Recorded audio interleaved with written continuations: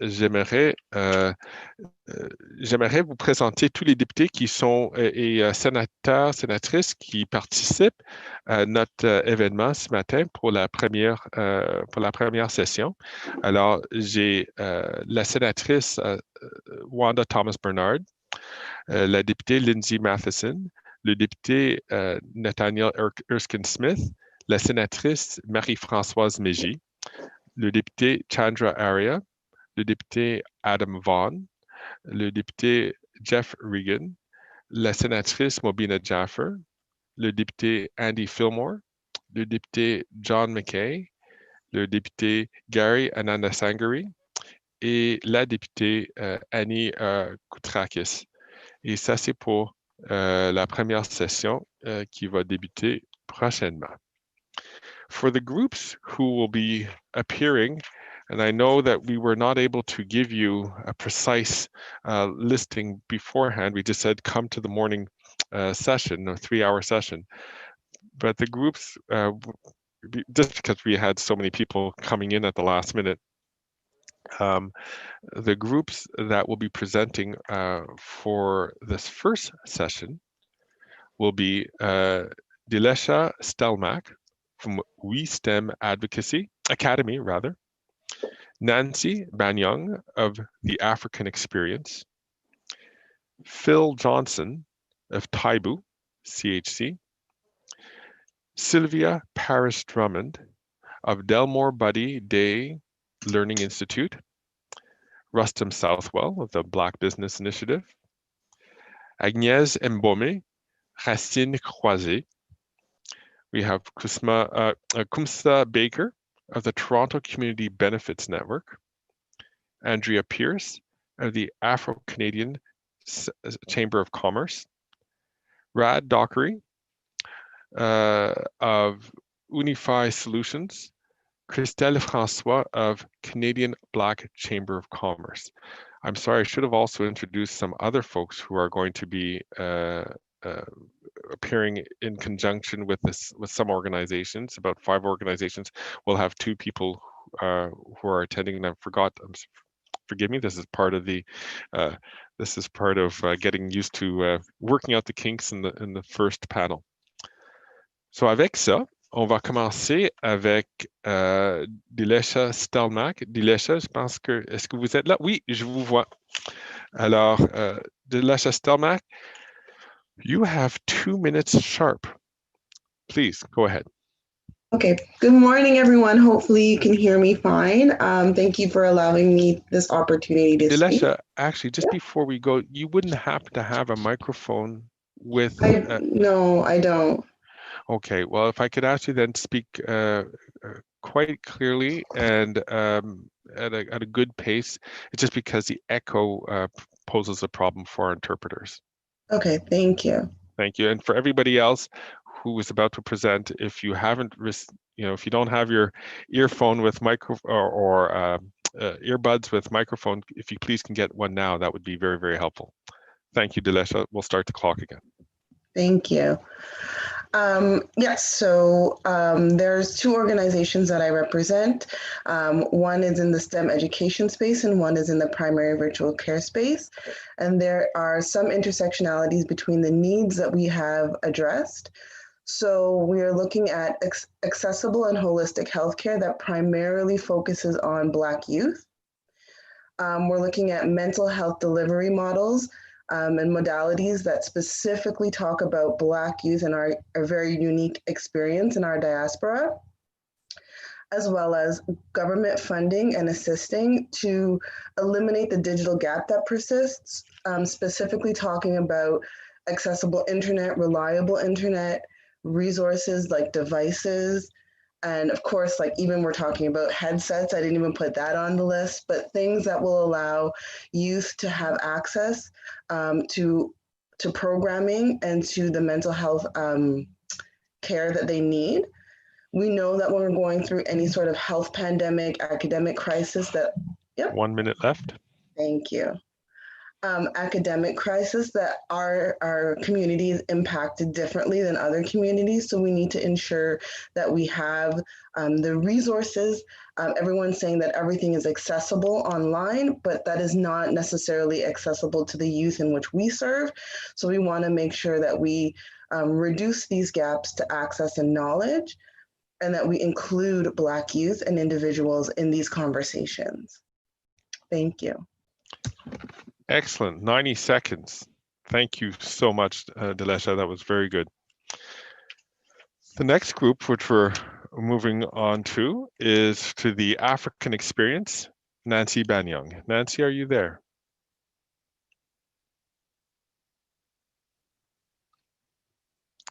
All right, we will move to Phil Johnson or Lieben Gebre Michael of the Taibu Center.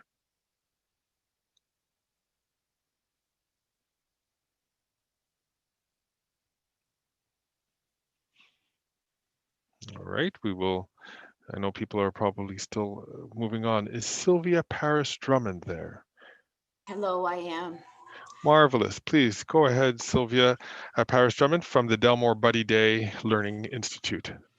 Thank you. So I speak to you from the unceded land of the Mi'kmaq people and from a province that is proud of its multi-generational history here in Nova Scotia. And for the importance of two particular areas from the perspective of Afrocentricity, African-centeredness, we want to raise up that education, although provincial in terms of delivery, that a national education strategy is needed. Folks probably just heard a recent report out that has a component talking about the underrepresentation, the lack of expectations, poor assessment in terms of Black learners. So the anti-Black racism is showing up systemic-wide in the province and across provinces. The other aspect that I want to bring today is concerning the Canadian Institute for People of African Descent as an organization that collaborated with the lead organization, CAFCAN, to help bring that concept to across the country. The social impact and sustainability of such an institute is key. And of course, we see ourselves as an important collaborator with that. 1 minute. The aspect in terms of what needs to happen at the national policy level, not knowing all acts that exist, I would just say in a global way, the importance of addressing from a national policy strategy perspective, Black leadership in positions of organization that can influence sustainability and impact across the nation. Thank you.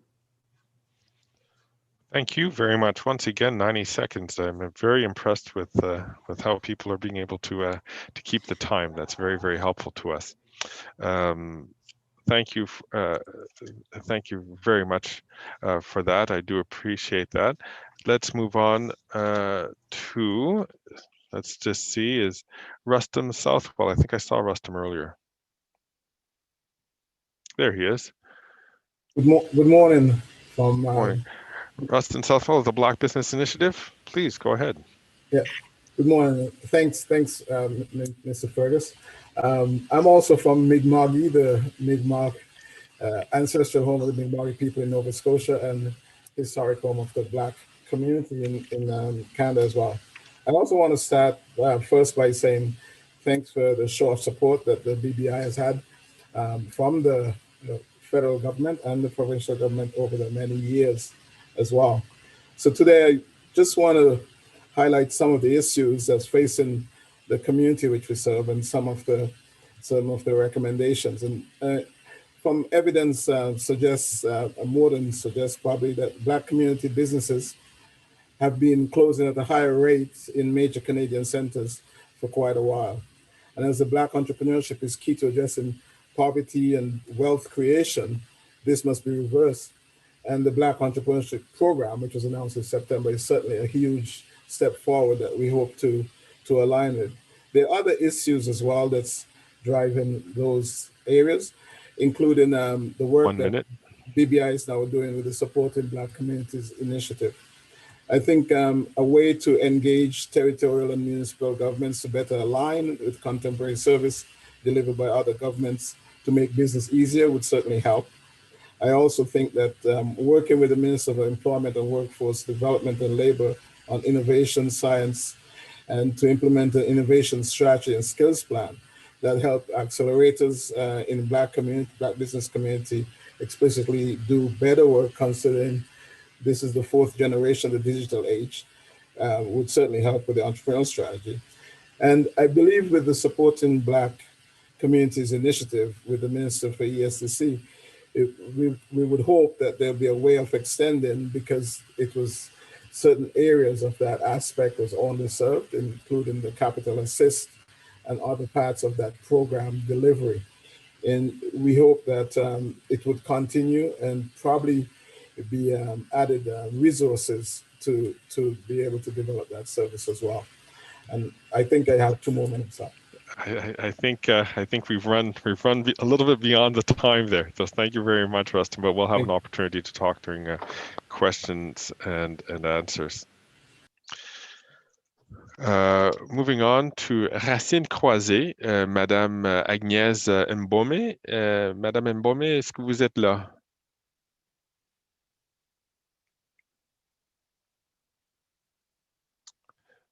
OK, on va procéder à la prochaine personne. Est-ce que Kamsa Baker, est-ce que cette personne ici du Toronto Community Benefits Network?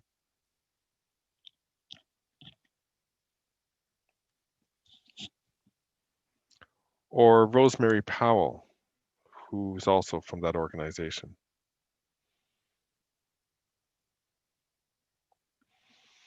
No? Okay. I think I saw from the Afro-Canadian Chamber of Commerce, I think I saw Andrea Pierce or Susan Nomoulendois present. Andrea? Yes. Perfect. Who will be speaking, Andrea, you or Susan? I will be. Perfect. Go right ahead. So the first thing I'd like to bring up is a request for an emergency funding for community self-isolation for the ACB community in light of the COVID impact on our community and the high rates. Excuse me for interrupting just for a second, Andrea. Just for a request from translation, is it possible you could just hold the microphone up closer? If you could hold the line closer to your mouth? Okay. Just the microphone part. Sorry, no, the microphone's a little lower than that. Okay. It's that you're holding you're holding the earphone part. Oh. The microphone is the thicker part of the wire. Got it. So my request is for emergency funding for community self-isolation for the Black community. My second request is with respect to mandate letters, that the mandate letters specifically include anti-Black racism analysis, as well as the GBA analysis, because the GBA analysis alone we see is still not working for the Black community. And in the spirit of Bill C-25, that the federal government mandate letters include direction that all organizations doing business or receiving funding from the federal government must ensure that diversity of their boards of directors, senior management, and supply chain reflect at a minimum the distribution of ACB in Canada, and discloses these metrics, and that these metrics be subject to auditing. And we're requesting that that includes funding to the provincial governments as well. Thirdly, that funding allocated to women include the anti-Black racism analysis as well, and specific allocations are made for ACB women, as we have not been included in that capacity right now. So these are my 4 asks with respect to our community. Thank you. Thank you very much, Andrea. I appreciate that. That was very, very helpful and under time as well. If I could go to Unify Solutions, Rad Dockery. Yes, good morning. Good morning, Rad. Good morning. Good morning, everybody. Rad Dockery here. So two two policy issues that we'd like to see addressed in the budget coming forward. Number one is the issue of Black business procurement. We want to see direct targets from the federal government and what it spends and procures with Black businesses across Canada. The Prime Minister's recent discussion with President-elect Biden talked about anti-Black racism. His policy is very clear in the US. They're going to increase their spend from 5 to 15% with minority-owned businesses and force subcontracting with Black businesses. We want to move beyond the talk. We want actual targets and procurement with Black businesses. And of course, we've seen through the latest round of COVID funding, could we name 15 Black businesses that have won any of the PPE contracts? So we want that addressed. Second of all, an inclusive innovation agenda that includes Black businesses, Black startups, and Black professionals who wish to get started up. For instance, in green energy, climate change, innovation, AI, etc. We need to see direct investments with targeted investments towards the Black community to help us bridge the digital divide and to bridge the wealth gap right now, just not for the youth, but their parents who are underpaid and overworked. How do we get their businesses going today? So these are the two issues that we'd like to see addressed by the federal government, falling in line with the new administration in the US. Thank you very much, Rod. That was great. That was, again, very brief and right to the point. Christelle Lefrançois and Andrea Barrett again for the Canadian Black Chamber of Commerce. Who would like to lead? Hi, good morning. I will lead. Andrea Barrett. So we have a few issues we'd like to discuss today. I will start with two. One is procurement, just to follow up on what my colleague had just said. Procurement for Black businesses is very important to us, and we'd like to see that included in the next budget. Secondly, we are planning on the Pan-African Credit Union Initiative. It's the first Black credit union to be launched in Ontario, and we're looking for government support. Christelle Francois, I'll turn it over to you. Absolutely. In addition here, one of the another points that we want to address is making sure that there is also government support when it comes to R&D development support. We recognize that there is a need for R&D in terms of identifying key data metrics to really validate, some of these businesses and helping them scale. So we want to ensure that there is funding supporting that type of data incentives. In addition, we also would like to put forth a recommendation to amend the Employment Equity Act around ensuring that companies can receive subsidies and grants and incentives to ensure to hire Black businesses and provide them with opportunities to have distribution of some of those contracts as well. Thank you very much, Christelle. And thank you, Andrea, for that presentation, also under time and very substantive. Let me just take this opportunity as well to, I noticed that, Christelle, particularly, you have wonderful earphones with the microphone.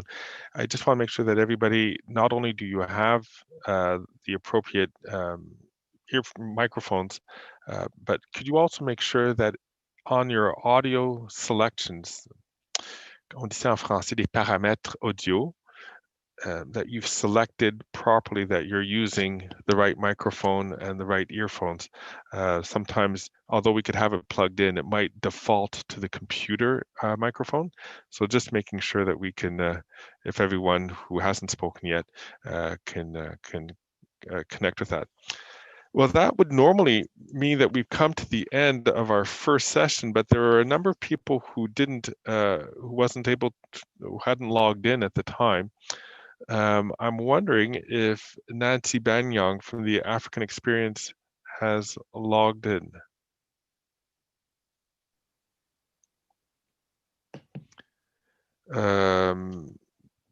I think I see Agnès Moumier there. Agnès? Oui, vous êtes je là? suis là.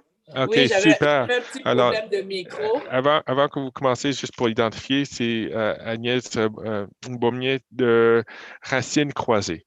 Exact. Merci beaucoup. Vous avez 2 minutes. Oui. Alors, nous, on est Racines Croisées. Je vais d'abord expliquer tout un peu.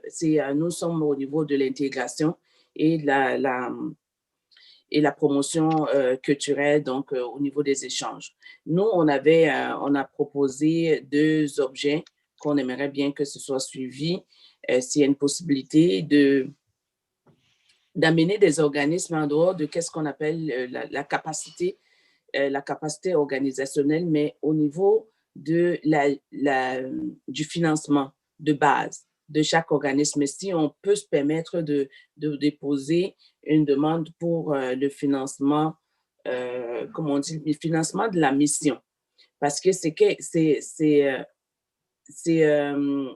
un outil qui permet beaucoup aux organismes de se placer, de savoir aussi, de faire des prévisions et de pouvoir vraiment travailler sur leurs objets et leurs missions. Et beaucoup plus les organismes communautaires ou sont gérés par des afros, on n'en trouve pas vraiment. On ne trouve pas beaucoup qui, je ne sais même pas s'il y en a plusieurs qui, comme si on veut faire le nombre aujourd'hui, il y a plus de 10 qui ont ce fonds de financement-là. Alors, je pense que c'est important de d'abord voir comment on peut renforcer cette catégorie au niveau du financement. Votre deuxième priorité, Madame?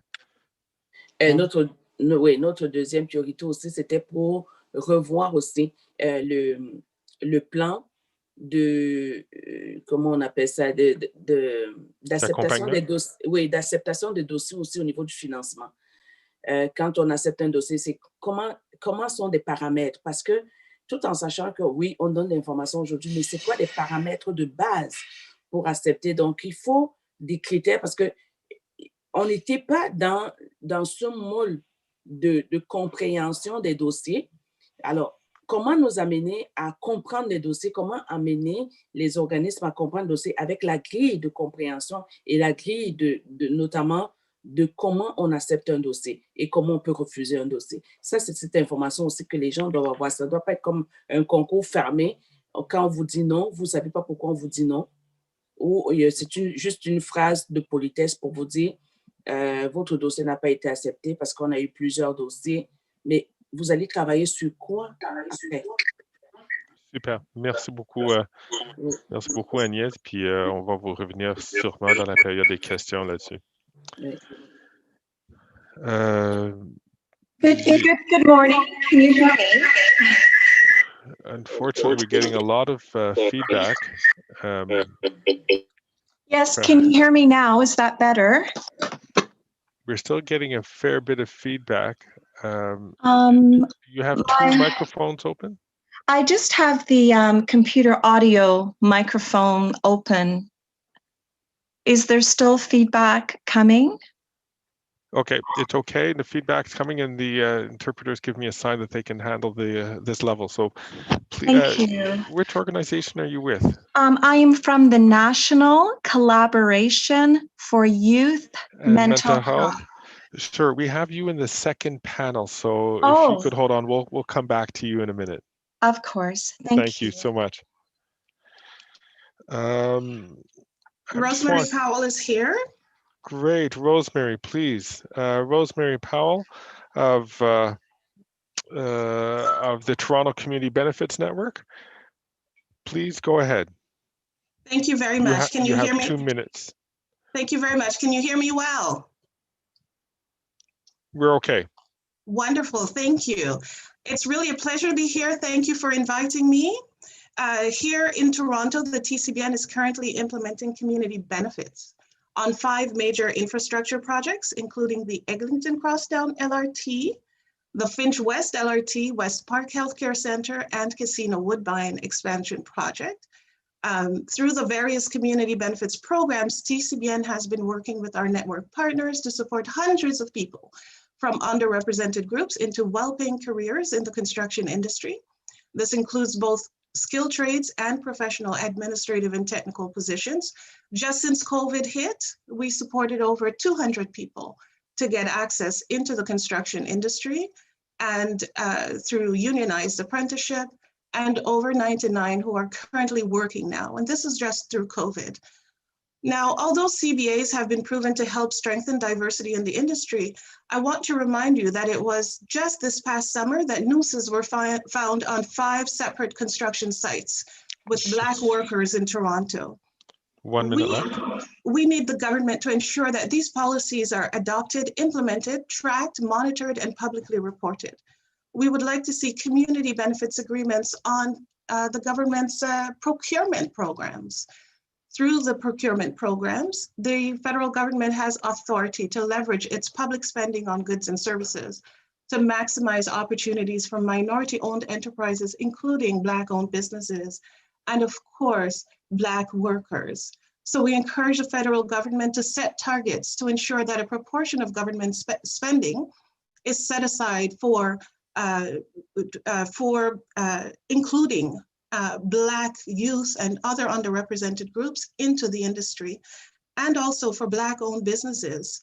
And in addition, the government should ensure that these businesses are supported in meeting government procurement standards, and we need to collect the data and report on the disaggregated race-based data to ensure that we're measuring progress on your social procurement and supply chain diversity initiatives. Thank you very much. Thank you very much, Ms. Powell.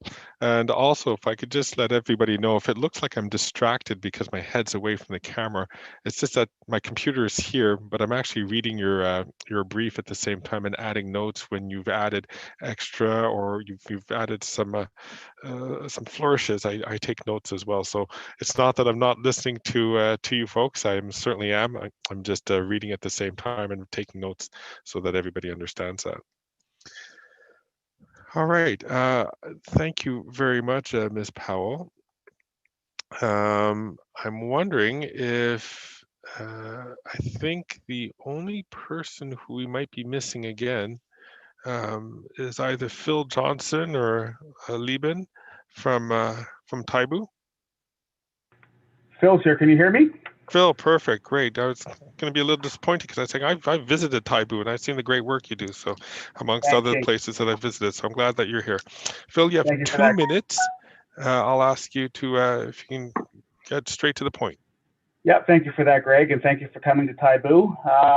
The issues that we're seeing are issues that affect the larger society, and these are issues that are just unique to COVID, but they're systemic issues that need long-term sustainable funding to ensure that we make a difference in our community. We're seeing things like that were mentioned earlier: access to technology, devices, and data. Food insecurity is becoming a huge issue in our community. We're also seeing access to traditional programming such as community resources, including access to healthcare being an issue.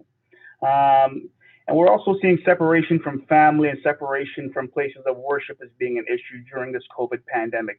So looking for ways to make sure that our seniors and our youth have access to the means to be able to continue connecting with their community in meaningful ways. And thank you for that.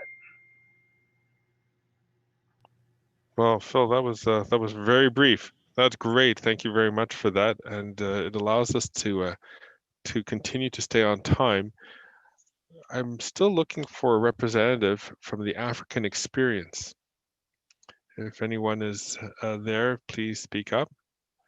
I don't see the name of the person who had registered with us on the screen, but all right, folks. Well, then that brings us to the end of our first panel. And now I'd be happy to turn it over to my parliamentary colleagues who will have questions. We can dig a little deeper.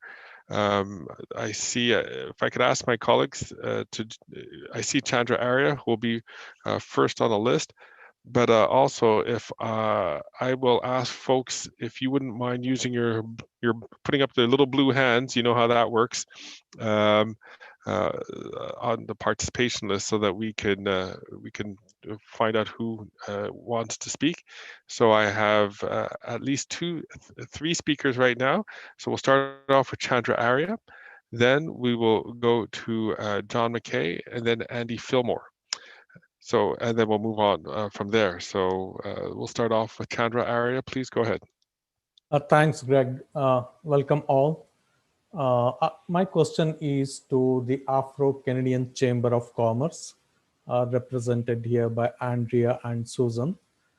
I'm so glad that, Andrea, you brought up Bill C-20 2025. That was very important for us. Only now it is getting implemented.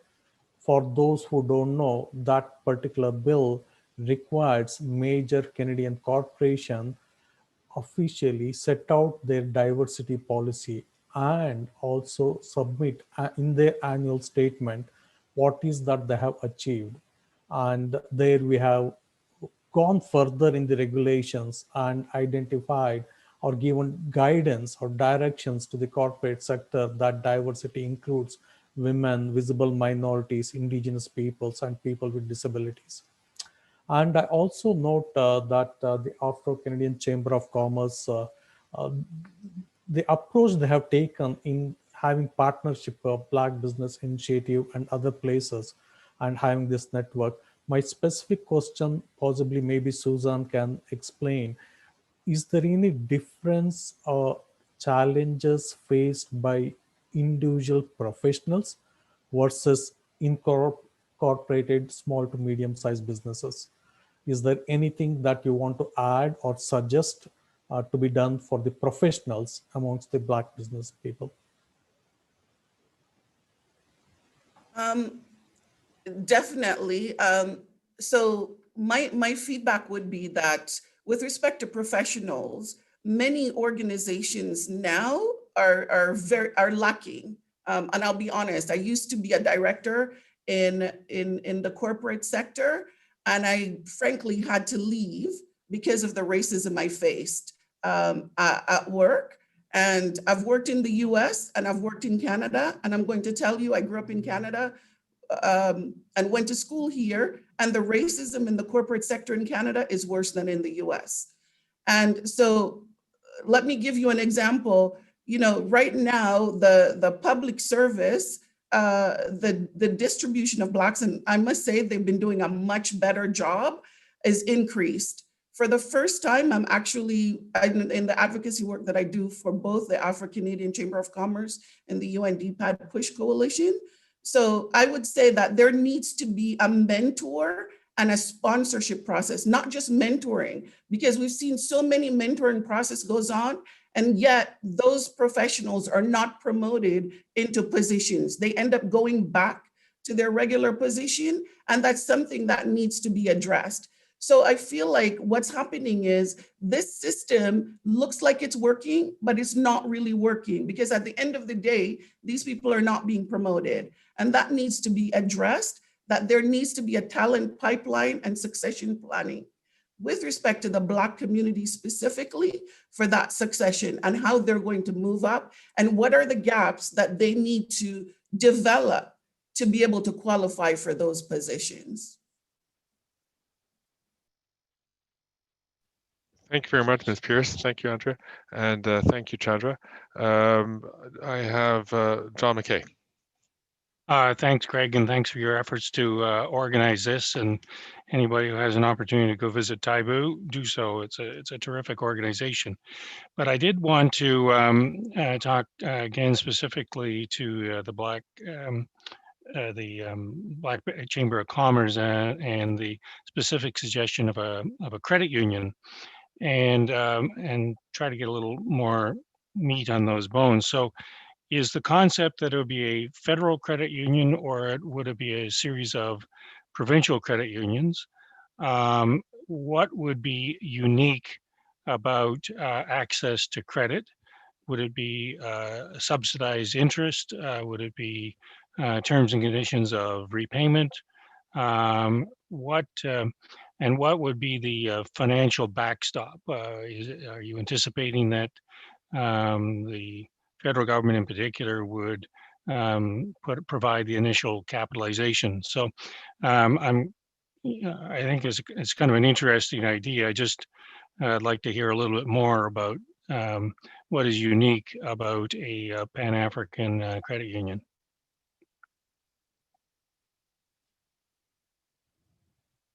Andrea, or who would like to respond?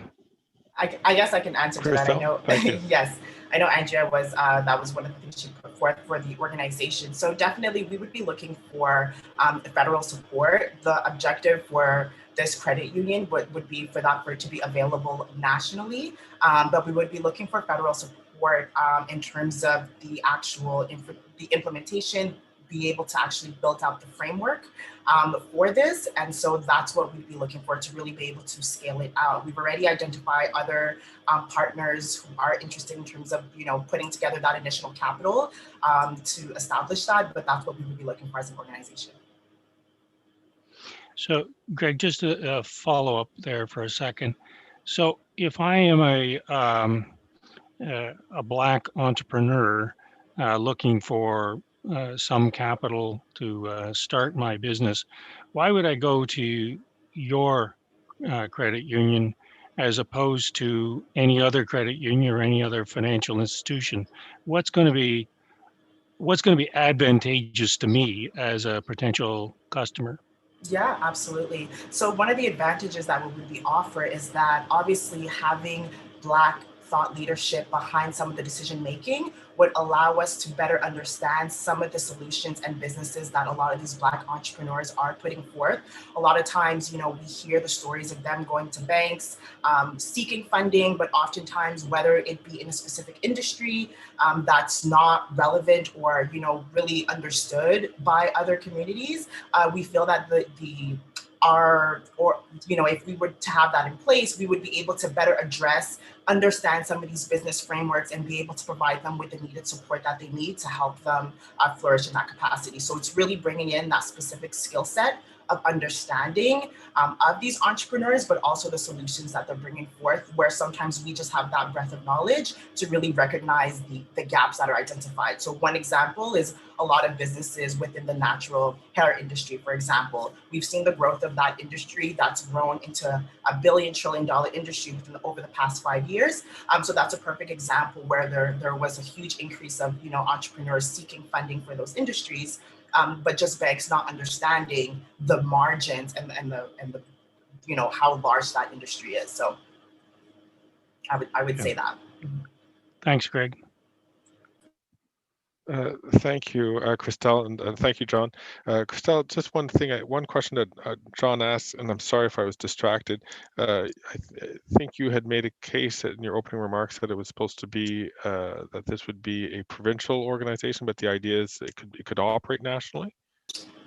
Yes, that's correct. So as an organization, the initial launch would be on a provincial level, but the goal would be to have that capacity be available nationally through the different tiers and the different phases that would be available through the program, but it would start provincially.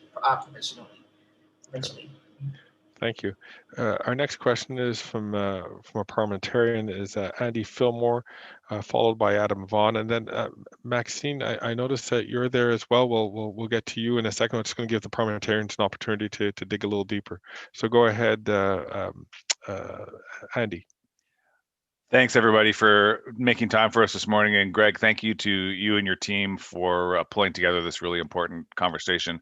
I hope everyone on the call is well positioned for a happy and healthy holiday coming up not too long from today. I'm the MP for Halifax, and I'm really happy to see two organizations from Halifax on our call today. Rustam Southwell from Black Business Institute, and also Sylvia Paris-Drummond from the Delmore Buddy Day Learning Institute. I noted that in the notes that were passed around by Greg's team prior to the call, that both organizations have identified social enterprise as being important. And I wonder if we could unpack that, if I could invite Sylvia or Rustam or anyone on the call really to unpack what they're asking of the federal government in the coming budget that would be helpful. Thank you. So if I could jump in there, and thank you, Andy, and thank you for all the support that you provided to not just our institute, but the community, the African Nova Scotian community, and the broader community. I really appreciate your leadership in that regard. So from my perspective, in terms of talking about from a social impact, so what might be a social enterprise perspective of sustainability. Certainly for the Institute here, when we talk about the allocation of 15 million as a starting number for a national education strategy, I'm thinking from the perspective of addressing the ills that still exist within the education system. So where for our perspective here, African Nova Scotian learners, Black learners broadly across the country are still not greeted well in terms of expectations. We've identified in terms of research that aligns with what was recently said previously here in 2010, the assessment bias, the need for more Black educators, that representation and that perspective that not only benefits Black learners, but all the public school system in the perspective of how I speak here. So there needs to be an investment in that. There needs to be what we can offer here in terms of our Afrocentric research and education resources and programs. There needs to be that opportunity that's very accessible for folks involved in the education system and for community broadly. The other aspect I'll just speak to before I throw it over to you, Rustin, is the whole perspective in terms of the Canadian Institute for People of African Descent. Again, as an institute in the country, the only institute that is enshrined in provincial legislation involved with civic engagement and addresses research and education, has two priority areas. We're pleased to be collaborators with the implementation, to support the implementation of CPAD, as it's known in terms of acronym. And the sustainability of that is important. And so again, to the social enterprise piece, we should be able to be empowered to deliver programs, responsive programs, proactive programming that will address the issues that have been showing up in the various research. It's very important that we break this cycle. We've been at these conversations here in Nova Scotia since the release of the Black Learners Advisory Committee report.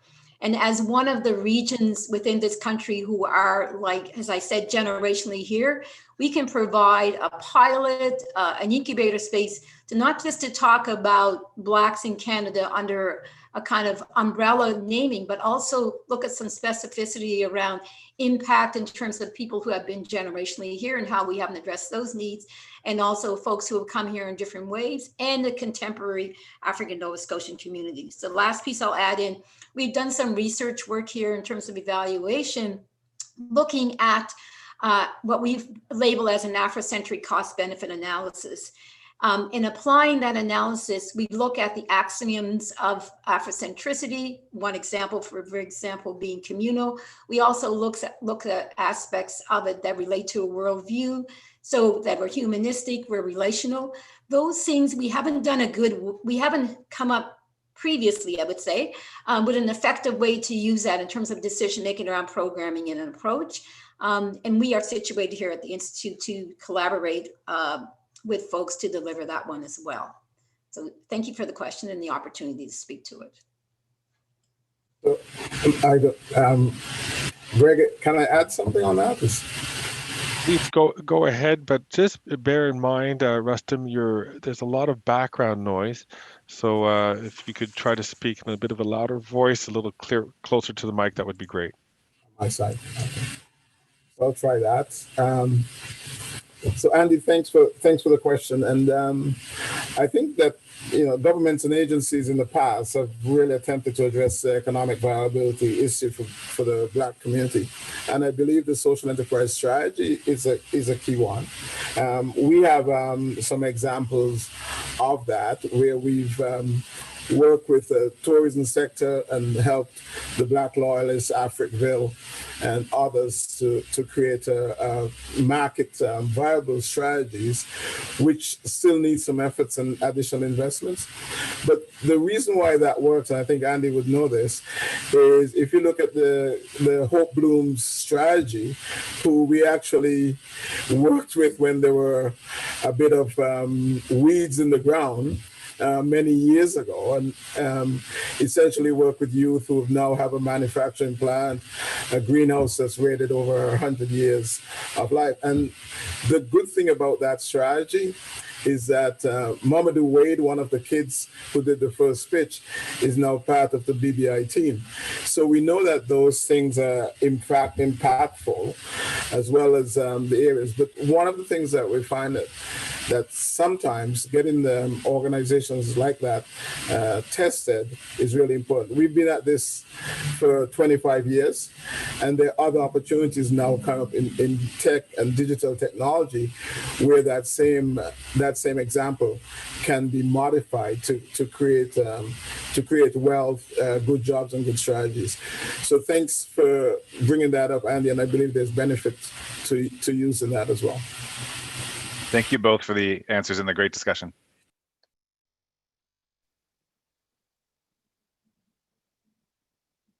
You'd think I'd be used to unmuting myself by now. Thanks, Andy, and thanks, Andrea and Rustam for those answers. I'm sorry, Sylvia and Rustam, for those answers. I have another question from Adam Vaughan, Member of Parliament for Toronto Spadina. Adam. Thanks, Greg, and bonjour tout le monde.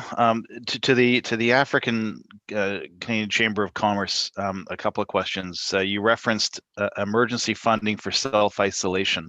I'm just curious as to whether or not you're aware of applications to the Rapid Housing Initiative, which is prioritized service to Black and African Canadians, whether or not that's the program you're looking for expansion, or that's the program you're looking to tap into, and if you've applied, which cities did you apply in?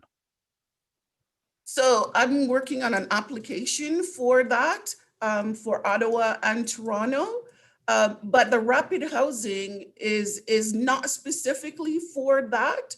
And I don't know if the if the current revision of the process that they're asking and the call for request, if that fits that model.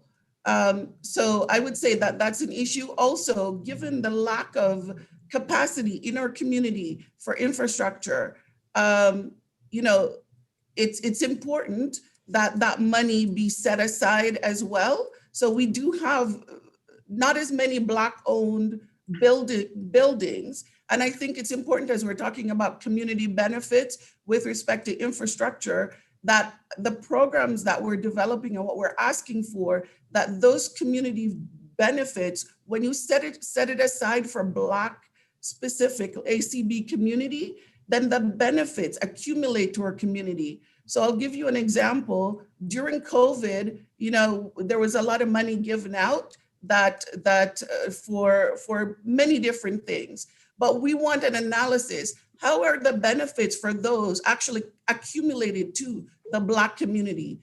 A lot of it is accumulated to organizations that serve the Black community, but the benefits go to the mainstream community. And we need to address that. And that's why we're asking for specific funding support for the Black community, because this gives us a chance for all those benefits to be deployed into the community, right? It doesn't go to other organizations, it's distributed, the hiring, the employment, all that comes back to the Black community and to Black businesses so that Black community can benefit. So I think that's really important. And, you know, the same thing with the enterprise fund. Right now, you know, all the wholesalers are all mainstream white organizations. We need to make sure that Black organizations are included.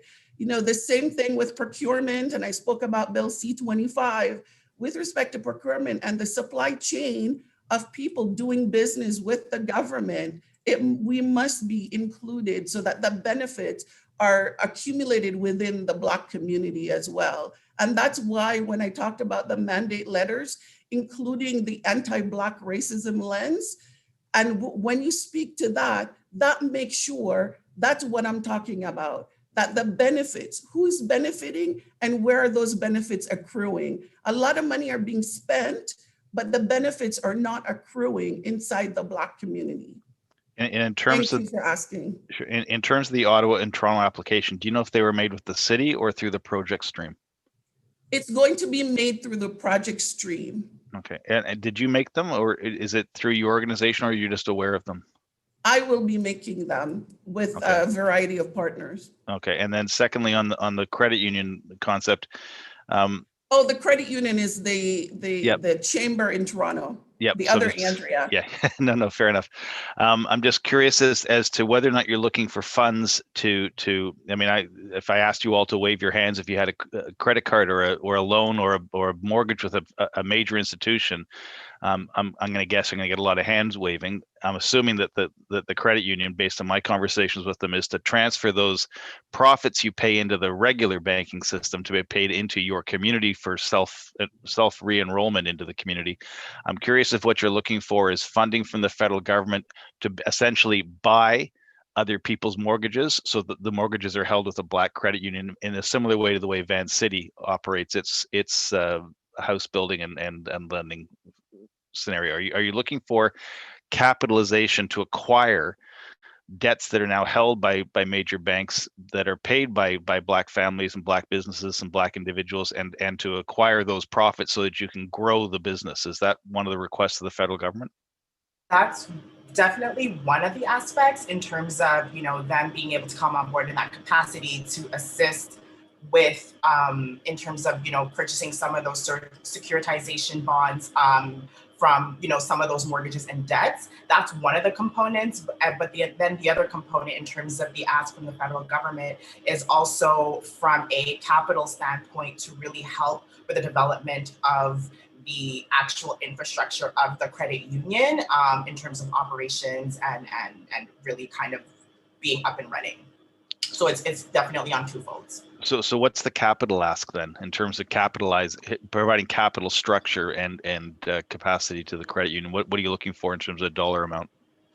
In terms of dollar amount, internally, what we've been discussing is definitely, and I would speak to, I would call on my team member, Doug Minter here, but definitely in terms of monetary value, some of the discussions that we've been having internally have been around the $25 to $50 million mark in terms of ask, and that's kind of where we are. And that number is stemmed from what we've analyzed in terms of what would be needed from an operation standpoint to launch the initial one, and then be able to really scale and to have this to be offered on a national standpoint, to have the framework in place, and then be able to provide some of those additional, you know, credit funding to these entrepreneurs.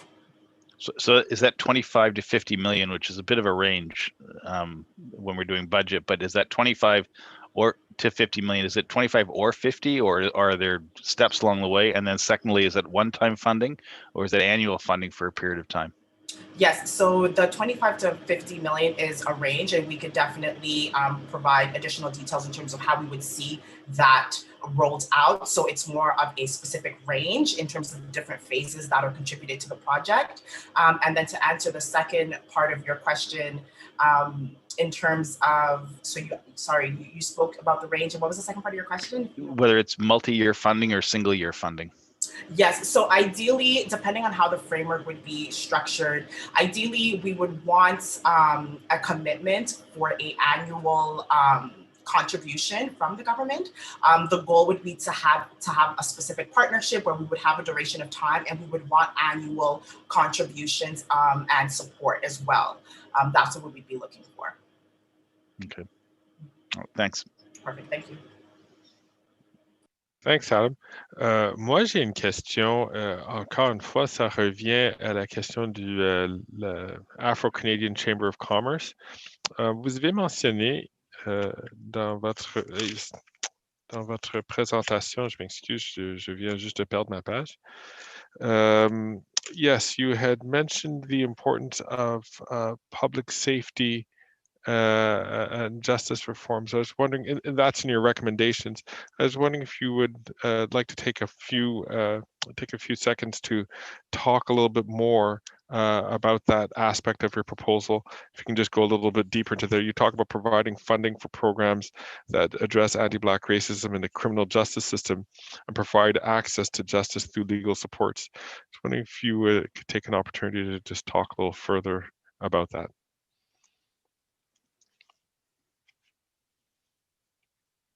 I don't know if that's Susan or is that Andrea?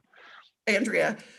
So, you know, as you know, Greg, or people may not be aware, with the cannabis law changing, especially Black youth was disproportionately impacted, we know, from the justice system. And there was funding called about 2 years ago to clear the records of people. That did not trickle down to the Black community. That's something that's very, very necessary. So we need to look at all those people that had cases as a result of that, and their record, they need to have their record suspended so that they can now have jobs. You know, when there's a background check for most people, if you have a criminal record, you're not going to be hired. And as a result, that's one of the biggest barriers facing our Black youth, particularly, that's impacted. So I think there needs to be funding to clear the records, and also policy to address that as well. Did that answer the question? Yeah, it does answer the question. I'm glad you did that. Is there also, did you have an opinion on, maybe I'll throw this open as what I can see is the last parliamentary question, at least before we get to just a couple of questions from guests, is that, do you have any views as to what about programs to make people not go into the criminal justice system? Yes. Programs like the off ramps before they. So two things that I think impact our community. One of them is justice diversion. Many of our young people, we know that the allocation when typical kids are in trouble, that many of them get off with suspended sentences. The cases are dropped, but that doesn't happen with our community. So I think the first thing that needs to happen is that there needs to be various diversion programs for our youth that ends up with supports as well. So if they're diverted, then the root cause of those issues need to be looked at. They need to be put into job streams. They need to go back to school, whatever is needed to move them to the right path. So we can't just say just a diversion program only to take for the justice. We need the community support that's going to then keep them on the right path. There's a study in the US about young people in general, who's had their records cleared. And all those people, they said within the same year, there's a study in Michigan, they see an increase of 25% in their income.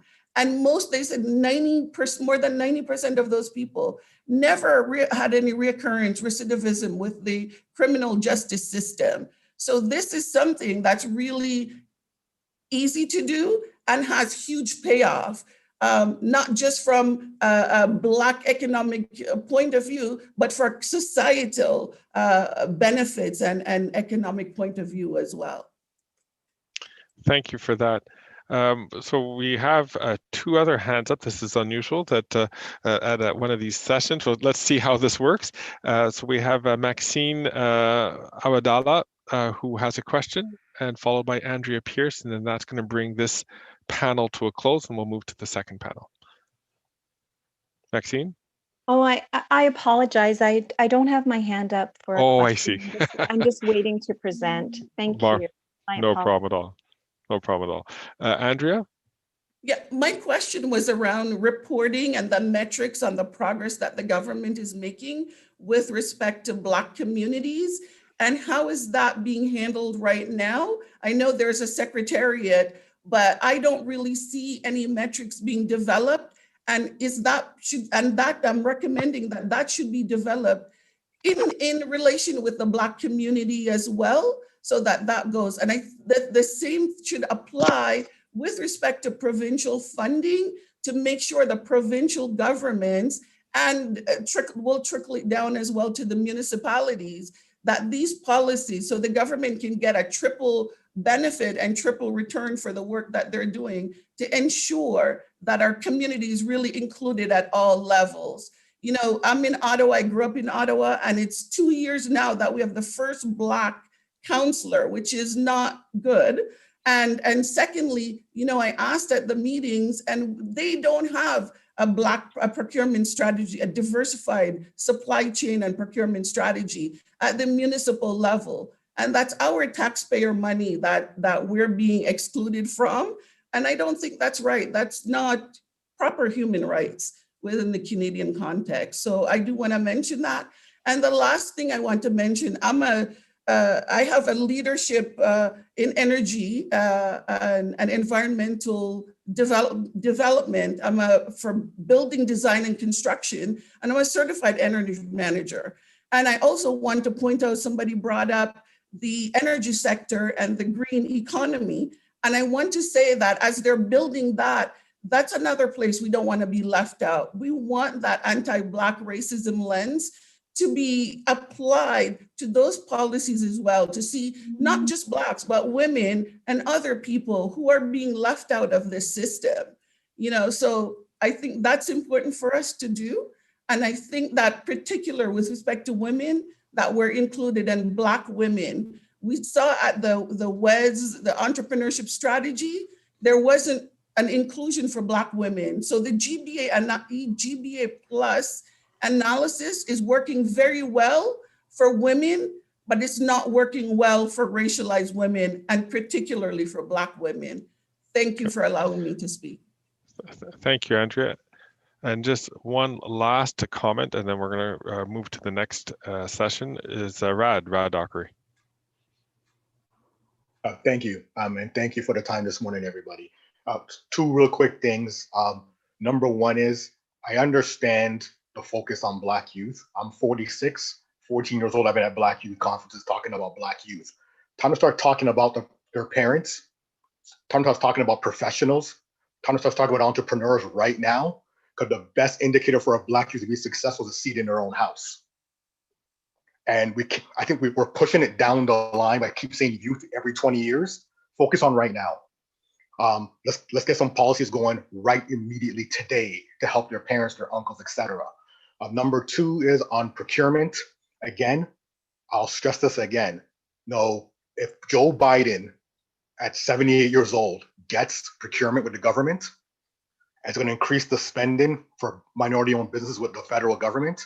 There's something wrong when a Black business in Alabama has a better chance to win a government contract in the US than a Black business in Toronto, like us, a Black business that won a deal in Indonesia. I'm winning deals in Indonesia and Singapore. I can't even get in the door in Canada because the procurement process for Black IT firms, it's written like it was written in 1999, the questions they are asking.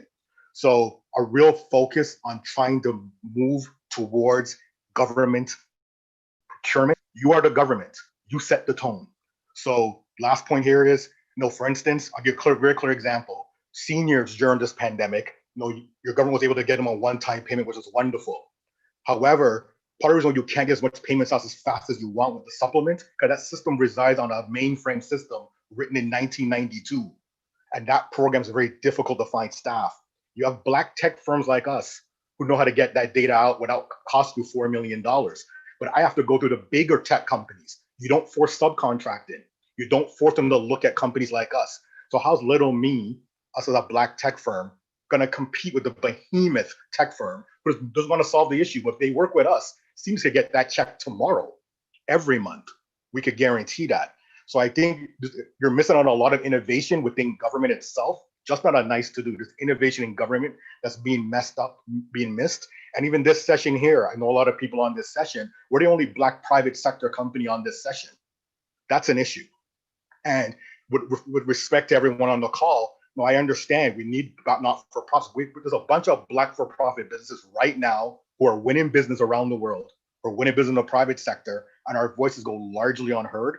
We don't need a loan. We don't need a grant. We need a chance to go win procurement to deliver value for the people of Canada and then employ people who will then pay taxes and contribute to the coffers of the government in Canada. That's what we want to get to now. And that's where we stand. Well, those are two excellent points, or three excellent points rather, to end on. Just to let you know, on the procurement side, in the fall economic statement, the government had made a commitment to start working on that for procurement for Black businesses and economically disadvantaged groups. And I really have to credit Minister Anita Anand, who has been a real champion for this file, and it's one which the Black Parliamentary Caucus had identified as a key aspect for economic empowerment for Black businesses. And on the subcontracting on digital forms, I'm glad you raised that, Rad. And personally, that's a file which I my day job with as parliamentary secretary to the Minister of Digital Government, that's a very important file. So I'm glad you raised that, and I appreciate it. Folks, you and I will follow up on that future. Merci beaucoup à tout le monde d'avoir participé dans ce premier forum qu'on voit, la première section de notre session budgétaire, des consultations prébudgétaires. On va juste prendre une petite pause de 2 minutes pendant qu'on prépare le prochain groupe de panélistes. Je vais juste identifier les noms des personnes qui vont parler prochainement pour que vous puissiez vous préparer. Je vous suggère 2 choses si c'est possible. Tout d'abord, si vous pouvez avoir votre casque d'écouteur prêt, si vous pouvez bien choisir les paramètres audio pour que le micro de votre casque fonctionne et ce n'est pas le micro de l'ordinateur. Ça va faciliter la vie de nos interprètes et puis aussi, ça va s'assurer que tous vos commentaires seront disponibles dans les 2 langues officielles. Alors, et la deuxième chose aussi, de vous préparer encore une fois à faire des présentations de 2 minutes. Je vais vous donner un signal. Durant la première ronde, j'avais interrompu les gens pour leur donner une indication verbale d'1 minute. Cette fois-ci, juste pour innover, je vais juste lever mon doigt pour vous indiquer qu'il vous reste 1 minute pour terminer vos commentaires. Et de cette fois, par ça, je vais éviter de vous interrompre. Ça va être beaucoup plus discret.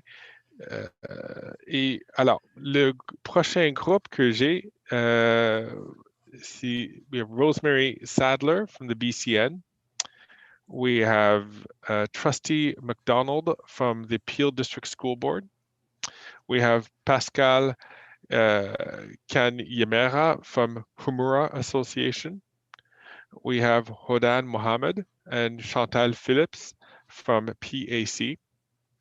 We have Jackson Ozamede Igbinosun from the Edo Global Royal Art and Culture. We have Ben Ako from ULink Insights and the Manitoba African Film Festival Incorporated. We have Doug Minter, who had been mentioned earlier, from the Canadian Black Chamber.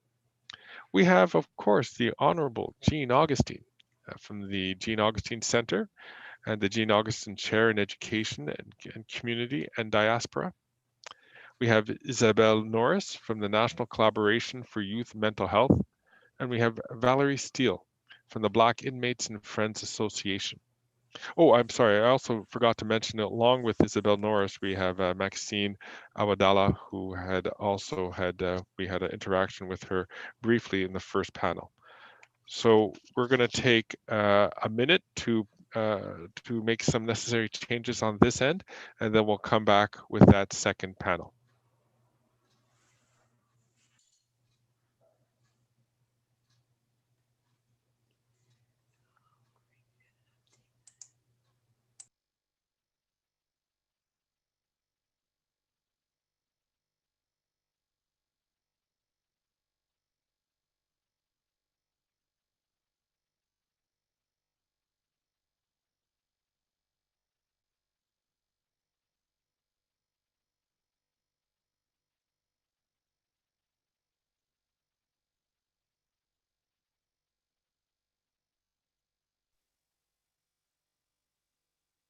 So before we begin, I'd like to once again, before we begin the second panel, I would like to once again introduce the parliamentarians who are part of Black Caucus who've joined us for this morning's session.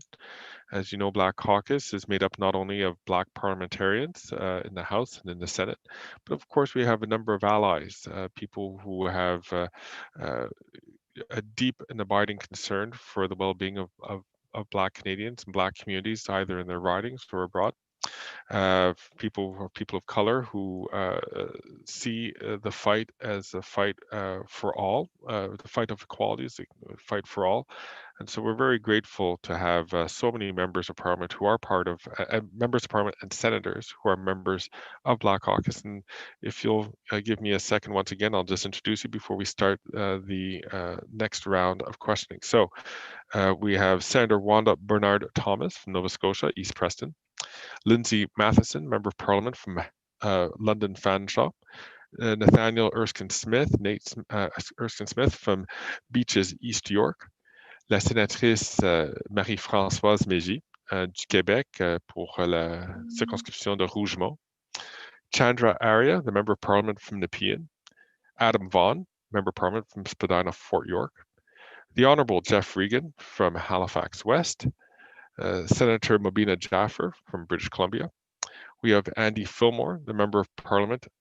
And Andy, I don't have your riding name here, and I'm trying to figure out if it's Dartmouth or is it, anyhow, before I get into trouble, from Nova Scotia. The Honourable John McKay, who is from Scarborough Guildwood. We have Gary Anandasangari, who is from Scarborough Rouge Park, and I hope I did say the Honourable John McKay, and Annie Koutrakis from the riding of Vimy in Quebec. Avec ça, on va commencer notre prochaine session de panélistes. J'espère que les personnes sont prêtes à commencer leurs commentaires. Encore une fois, j'aimerais vous indiquer que vous avez 2 minutes pour faire votre présentation. Après 1 minute, je vais vous donner le signal qu'il vous en reste 1 minute. Et on va commencer avec Rosemary Sadler de la BCN. Rosemary. Thank you so much. And thank you for the First Nations and African acknowledgements already offered. I'm calling for the creation of a National Emancipation Day Commission to strengthen the rollout of the Declaration. My many years of involvement have resulted in many benefits, including the pending 25th anniversary of February as Black History Month. Since building on the work of many, it was through my efforts to create a community of interest, to educate in over 2,000 presentations provided in schools and community settings, and then ultimately to advocate with all Black MPs for a National Black History Month, only after already having achieved the same with the City of Toronto, the Province of Ontario, all provinces, and then having it land with Jean Augustine. I have seen what has happened to the rolling out of February as Black History Month, or the rolling out of the only National Day in Canada in honor of a Black Canadian, the Honorable Lincoln Alexander. What has happened with that? I'm acutely aware that some things do not happen unless there's a sense that there's support or interest on the ground, but it needs to be coupled with national support. One of my current initiatives to have August 1st as Emancipation Day was begun in 1995. It just went to second reading again in the House of Commons, thanks to the advocacy of Senator Wanda Thomas Bernard and, of course, reading by MP Majid Jahari. We cannot wait for so many more years to pass to see more meaningful recognition and change. I am proposing that the budget include funds and support towards the creation of a National Emancipation Day Commission to institutionalize the appreciation and celebration of August 1st as Emancipation Day in Canada. In this way, effective planning, promotion, execution of celebrations, and efforts to infuse on a long-term basis this watershed event in world history will take place locally, regionally, and nationally. I am encouraging you to promote and support, to provide provincial governments and other entities with program support, with the information and expertise to produce educational events and cultural tourism events across the country through such a commission. Candidate Day programming is inspiring and a model to strive for. However, Emancipation Day is part of Canadian history, a part of world history, and can be acknowledged in many different levels of government. What these celebrations have in common is the ability to create an overarching recognition of the existence, of the experience, of the development, of the justice achieved or due to the African Canadian community. As a person who has roots going back to 1783 in Canada, as a person who has been impacted by, shall we say, traditional views, I'm seeking this for us all. Thank you. Thank you very much, Rosemary. Appreciate that. Do we have a representative from the Peel District School Board? Is Trustee Kathy McDonald here, or a representative from the Peel District School Board? All right, we will move back to that. Do we have a representative from the Shmura Association? It should be Pascal Kanyamera.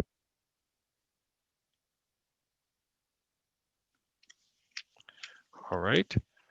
I believe we have Hodan Mohammed or Freddie King from the Partnership and Accountability Circle, CABR.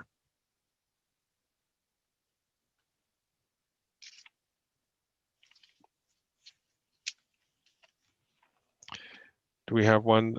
Do we have Jackson Osamede Igbinson from the Edo Global Royal Art and Culture? There we go. Jackson. Good morning. Good morning. Thank you for this invitation. As a project management consultant, these are the following recommendations for the 2021 budget. 1, as the current chairperson of the Business Planning Work Group of the Jane and Finch Community Organizing Committee, I have the central mandate to ensure a degree of financial resource preparedness ahead of when land would be downloaded to the community to commence the construction of the Jane and Finch Community Hub and Center of the Arts.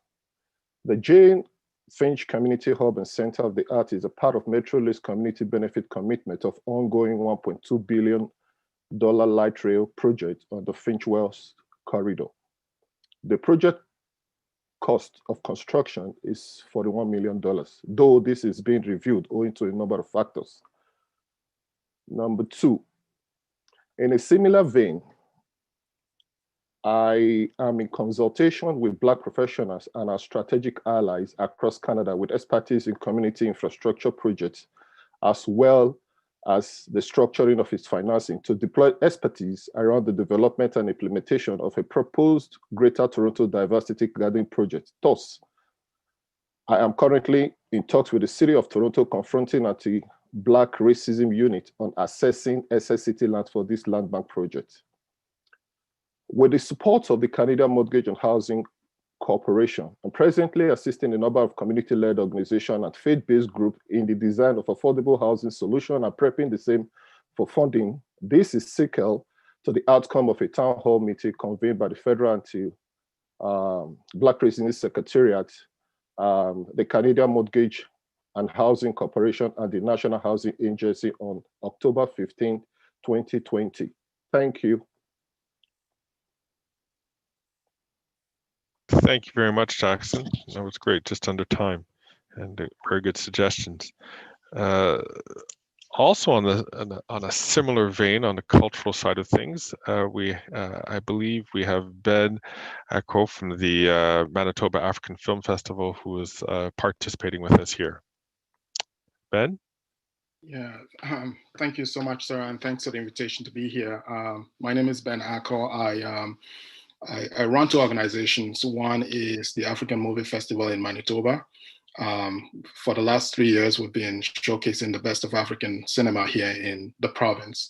And the idea is behind the idea behind this is actually the festival itself stands on 3 pillars. The first pillar really is to showcase the best of African cinema, African stories.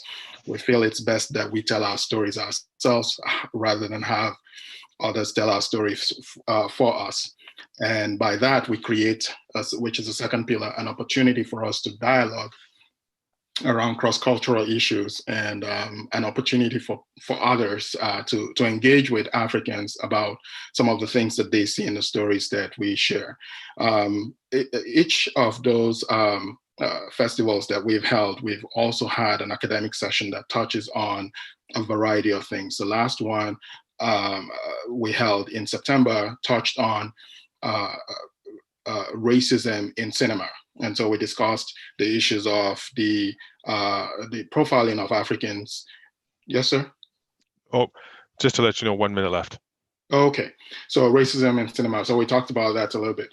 And then finally, the third pillar is just to help young Africans to be able to stand strong in terms of being, assuming a culture of cinema and storytelling. So we focused on the young Canadians in the inner city of Manitoba, where I live, to take on a camera and tell their own story themselves. Now, one of the challenges that we face with this is access to not programmatic funding, but institutional grants. It seems like all the grants that are available for large institutions are focused on sort of pro-white institutions that have already gotten a leg into this place for some time, and so that other younger institutions like ours, which started recently, are unable to access the funding that in a field that is already highly occupied. I know I have less than a minute left. The second part of my organization, or what I do, is the African Movie, U-Link Insights, which is a for-profit organization. One concern that I'd like to throw for you to consider is the concern around AI, artificial intelligence, machine learning, and those sort of profiling, especially as it relates to how Blacks are perceived when they come to a bank to access funding or loan, and how law enforcement agents would perceive Blacks because of the profiling that artificial intelligence and machine learning will create, not just for today, but for the future. The idea is, how can you, or is there any thought around how you're putting regulations or thinking to put regulations in place to prevent those from happening? You'll forgive me, Ben. I was pretty generous this time because we had some people who didn't show up earlier, but we're really well over. Do you want to just, we'll get back to you in questions and answers, I am quite sure. Thank you very much for your presentation. Okay. The next group that we have is Doug Minter from the Doug, are you there? Yes, I'm here. Please go ahead.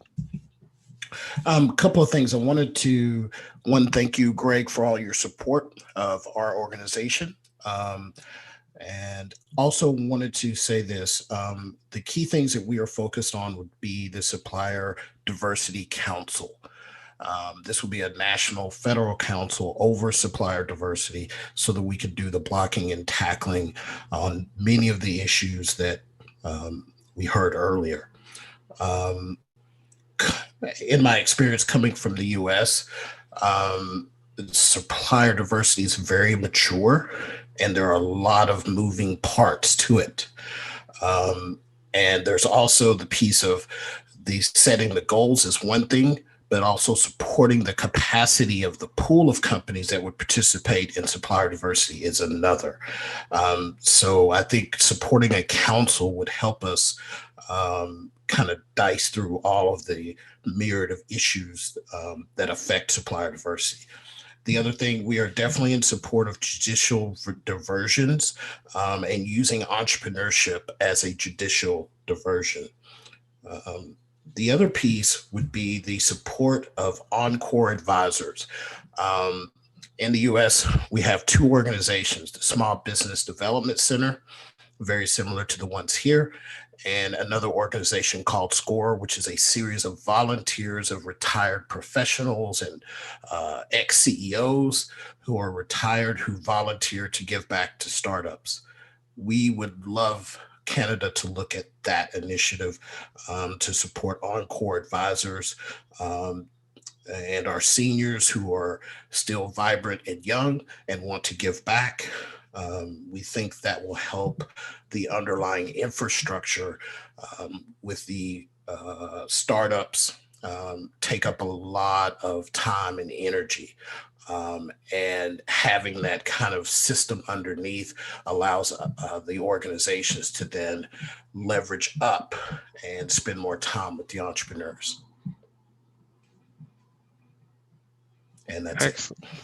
Thank you very much, Doug. I really appreciate that. Looking forward to Q's and A's as well.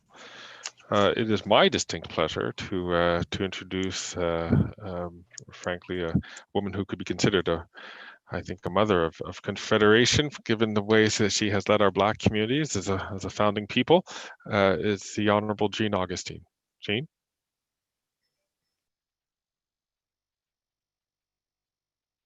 I'm sorry, Jean, you're on mute. If you could unmute yourself, please.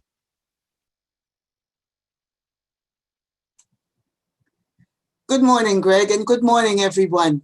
It's really a joy to be part of community, to be here, to listen to the voices of the organizations that are putting forward such important issues that affect the entire African Canadian community.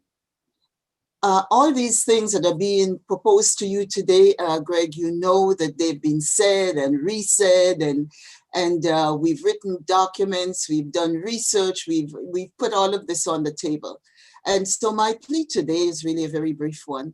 One is that don't send us back around the circle to come up with research and policy and documents and whatnot. We have them all there. Pick them up and go to the recommendations and do some things. I firmly believe in collaboration, in partnership, in legacy making. And the two things that I want to just, because we're talking about budget, I think I want to put on the table the issues regarding the support for young people, especially young girls, caught in socioeconomic difficult situation, the STEM programs and all those things that must be supported at the community level.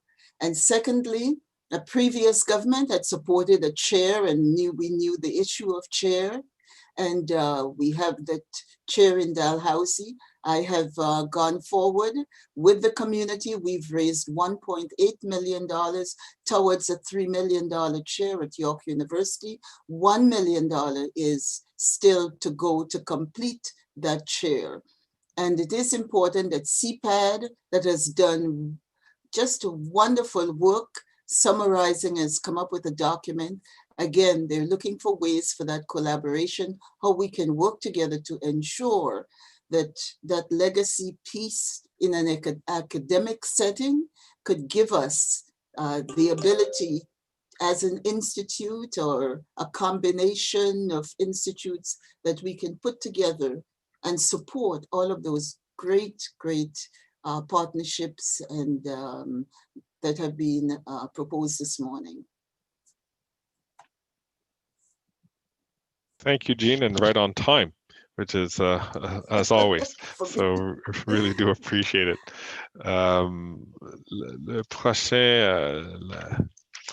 Le prochain groupe a fait une présentation à nous.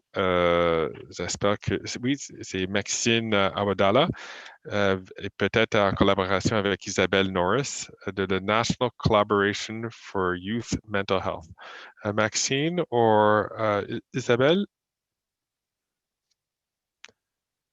Maxine, I know you're on the line.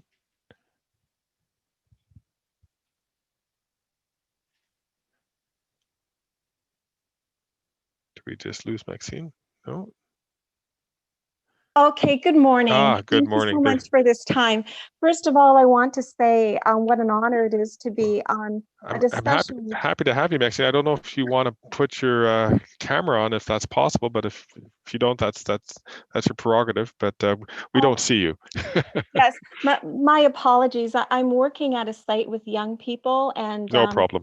They cannot be on the camera. Please go ahead. So I apologize for that. It's busy.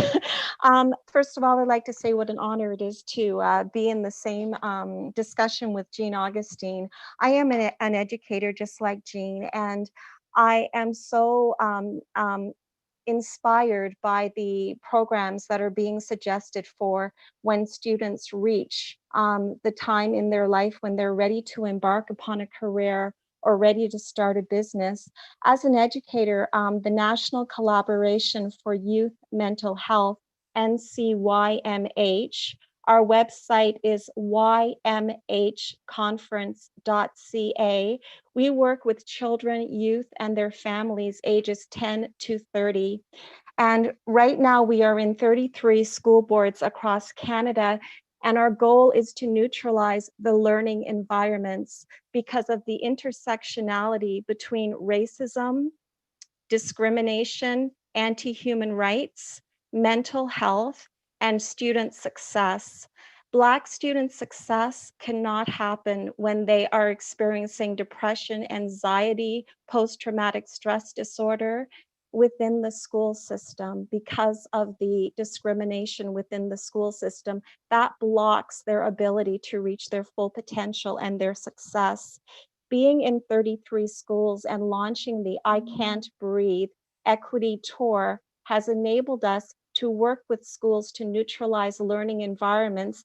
And as a result, we launched a research department to research into the impact of this I Can't Breathe equity workshops within school boards across Canada. Our results show that 92% of Black and Indigenous children and youth have experienced a racist experience within the school system from an educator. And secondly, that racist encounter and environment has negatively impacted their 7, which mandated that judges have anti-racism education. And we are asking that the federal government mandate that judges have anti-racism, anti-discrimination, anti-human rights education, as well as early childhood trauma education. What's happening in our student and family advocacy program is that because of teacher and educator biases, children and youth and families are being reported to CAS, even though Black children and youth represent only 9% of the population. Maxine, I'm going to ask you if you could wrap it up because we're well over time. I will. Thank you. They represent 43% of children in children's aid systems. The National Collaboration for Youth Mental Health has launched Diversity Children's Aid, and we are seeking federal government funding to recognize the disproportionate amount of Black children and youth that are part of the Children Aid Society and Crown Ward system across Canada. We're asking for the federal government to develop legislation for the enactment of an act respecting Black children, youth, and families within the next calendar legislative cycle, which commenced September 2020. We would like this new act to be implemented by the end of 2021, and I'll stop there. Perfect. Sorry, we're double time, so you'll forgive me. Thank you. All right, thank you. Thank you very much. Appreciate that, and I hope you'll be able to hang on for questions, which I'm sure are coming your way. Of course. Is Valerie Steele on the line? Good morning, sir. Yes, I am. Valerie, go ahead. Yes, I am. Good morning. Thank you for having me this morning. And as you know, I represent BIFA, which is Black Inmates and Friends. And in my original document to you, I pointed out that the government should consider, the federal government should consider taking up the pilot project that the last Liberal government in Ontario had started and was disbanded by this current government. Because to reduce poverty in a meaningful way and to enable people to have a place that they can call home is more important than anything else. And as one speaker said before, you know, the focus is on youth, youth, youth. We just have to point out to the federal government that these youths weren't manufactured somewhere, then shipped out without roots. There's something called family, community, and friends. And in the Black community, normally things are done one entity at a time.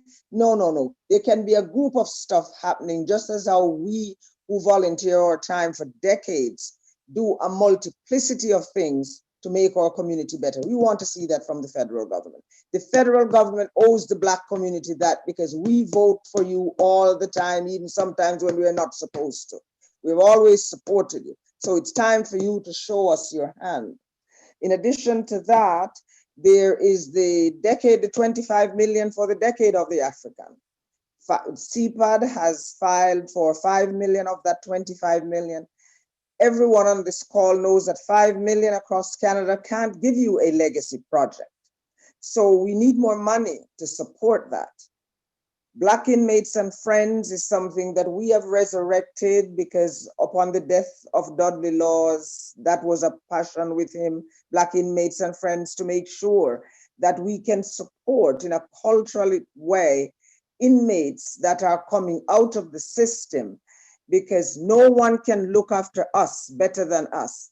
No one knows what is good for us better than us. So Black Inmates and Friends, we want to, and we are currently doing that. We're supporting the families. Some of those young men come out of the system. They put, instead of sending them home, they put them in halfway houses. Once their period is finished with corrections, they have nowhere to live. This week, we lost another one dead on the street because he didn't have anywhere to live. So we need meaningful support. And as Madam Augustine so eloquently put it, we don't need to go back and study and study and study. We have been studied to death. You have all of the answers already documented. And on that note, I thank you for having me very much. Thank you very much, Valerie. I do appreciate that.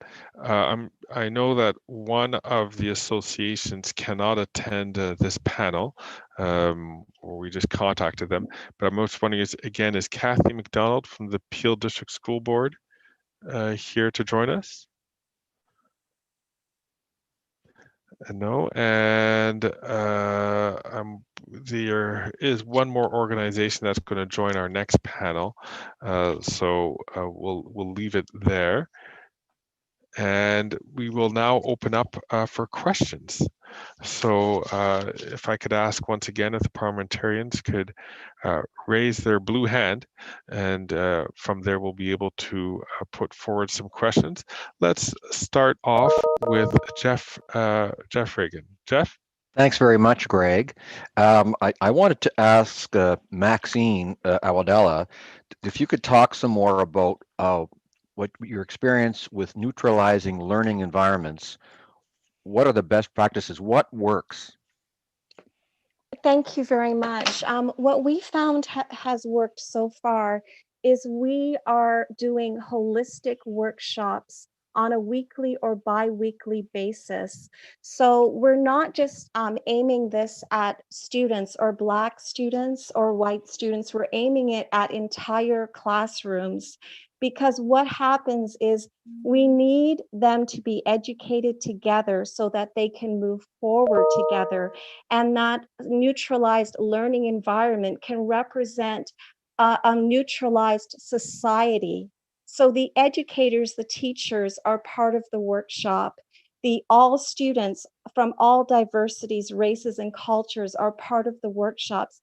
And we deal with everything from media representation, housing, employment, athletics, the curriculum, communication, words, dress, speech, everything. And the students have a chance to hear a prominent member of society speak, and then they also have an arts component because many of our students are able to learn through visual aids or through arts. So we have music. Did you admit, Pascal? Oh, pardon? Forgive me, I thought I was off mic. My fault. Please go ahead. And that's okay. And then after the presentations, we also have a moment of reflection and group work where the students can show demonstrations and manifestations of their learning. And then at the end, we have a survey. And then we follow through with a survey the following week prior to the next session to see how the classroom has benefited. Have students increased in terms of their confidence, in terms of their success, in terms of their communication and desire to even go to school or participate in school and feel a sense of belonging? So far our survey includes over 500,000 students. We are in 33 school boards. We would like to make this nationwide and be in every single school board across Canada and every school across Canada, because we believe that neutralizing the learning environment can affect every factor of society. And we also have parent support groups, and parents can also participate in the workshops from their homes, their computers, or their iPhones. However, due to security risk and security risk assessment, every single person that signs in is given a login password. And even if they register online, we have a registration process where we make sure that just because the person registered online through Eventbrite, they don't have immediate access. They have to go through a screening, and teachers, students access the workshops through a password given to their teachers, and parents access the workshops through that same teacher password. But so far, our statistics and our research show that there is an increase in confidence, self-esteem, a sense of belonging, and student success, Black student success. But in addition to that, it's actually translated into all student success, because when an environment is neutralized, all children are able to learn and achieve at a more exponential and positive level. Thank you very much, Maxine. That is a very good point. Thank you for that question, Jeff. Chandra Arya, and then after we go to Chandra Arya, I noticed that Pascal Camanera from the Muras Association has joined us, so we'll allow sorry, him. Greg. No problem. We'll allow you to do 2 minutes to ask questions after Chandra asks his question. Chandra? Okay, my question is to either Maxine Awadella or Isabella Norris, if she is available. Yes, of course I am. Okay. You have proposed one recommendation of yours is National Mental Health Advocacy Services. Is there any particular program or model? Is there any program that is available that you need the scope of which can be expanded, or is it a new program you want it to be introduced? If that is the case, is there any other program elsewhere that we can adapt? Yes, of course. Our programming, the National Collaboration for Youth Mental Health, which is YM like mental H, ymhconference.ca. Our clients range from ages 10 to 30, and that includes parents and communities. We advocate for parents and communities as well as children and youth. Our I Can't Breathe equity workshops are also available to universities. And right now, sorry about that. sorry. My thing is that what is that you want us to do in the upcoming budget? Oh yes. What you mean? What funding are we seeking in the upcoming budget? Correct. Is that the question? Yes, we are seeking funding of $5 million in the upcoming budget, aimed at neutralizing learning environments across Canada with equity workshops, in addition to a measurement tool and platform that will measure how neutralized each learning environment is and to what degree each learning environment is anti-discriminatory.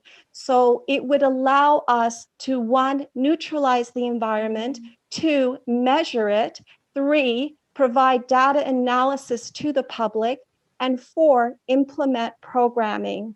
In addition to that, what I'd like to mention is our organization, as part of the research and advocacy branch, we go into schools now and we advocate for students. And we are seeing a lot of students being funneled to Children's Aid Society. And we are in the process of developing and launching a diversity children's aid, because we feel that there needs to be a Black Children's Aid Society overseeing what's happening in children's aid societies across Canada. These societies are taking children away from families and causing incredible trauma. And that is part of the act we're asking the government to legislate, the act respecting Black children, youth, and families within the next calendar year.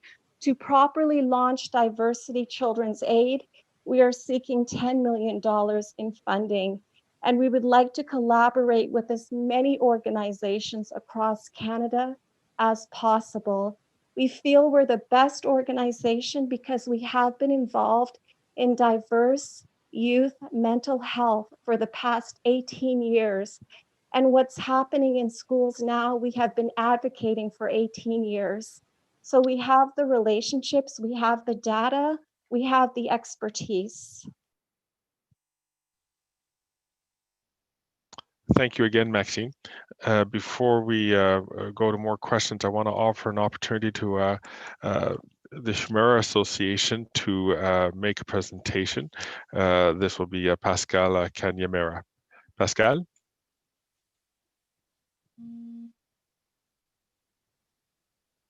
Vous êtes en sourdine. Oui, alors bonjour. Allô, allez-y. Vous avez 2 minutes. Ok, merci beaucoup. Je m'excuse, je travaille de la maison. Et tantôt, je suivais l'événement donc, sur YouTube, mais j'ai senti le besoin de dire quelque chose. Et j'ai écouté tous les intervenants. Et il y a quelque chose que nous avons observé dans la communauté rwandaise. Si vous savez très bien, on vient d'une communauté qui a connu un génocide. Et il y a beaucoup de mental health, des problèmes mentaux, des mental health issues. Et on a vu que ce soit les parents, parce qu'on a un stigma de la communauté rwandaise où les gens qui ont des mental health issues, on ne traite pas comme des maladies. Et le problème, c'est que la plupart des enfants qui ont ce genre de mental health issues end up in drugs, in a criminality, et ça finit à arrêt dans les prisons. Et vraiment, on aimerait que le gouvernement prenne en compte de ce genre de problèmes qui affectent les nouveaux arrivants au Canada. Et ce n'est pas nécessairement pour la communauté rwandaise. Et je ne veux pas vraiment, je ne veux pas faire de rebel à une communauté quelconque, mais si vous voyez très bien les communautés noires, des jeunes qui sont impliqués souvent dans la criminalité, ce sont des enfants qui viennent des pays où il y a eu la guerre. Et le gouvernement canadien, on remercie qu'il nous amène ici au Canada, mais on sait qu'il n'y a pas un suivi de ces familles et les problèmes mentaux continuent à se dégrader d'année à année et ça n'affecte pas juste les enfants, ça affecte les parents et les enfants finissent dans les prisons et vraiment on aimerait que le gouvernement pense, je ne sais pas, on n'est pas spécifique pour le financement pour le moment, mais j'aimerais que le problème de mental health dans les communautés afro soit vraiment pris en compte. Merci beaucoup. Merci beaucoup, Pascal. Un excellent point. Est-ce qu'il y a d'autres questions à poser de mes collègues parlementaires? J'ai John McKay et puis moi, j'ai une question. Alors, John. Yeah, I picked up on a comment from Doug Minter about judicial diversion, entrepreneurship as a judicial diversion. And I'm just curious as to what that means.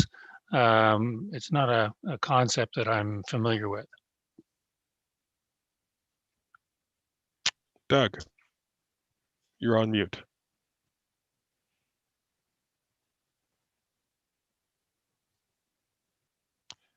Doug Minter.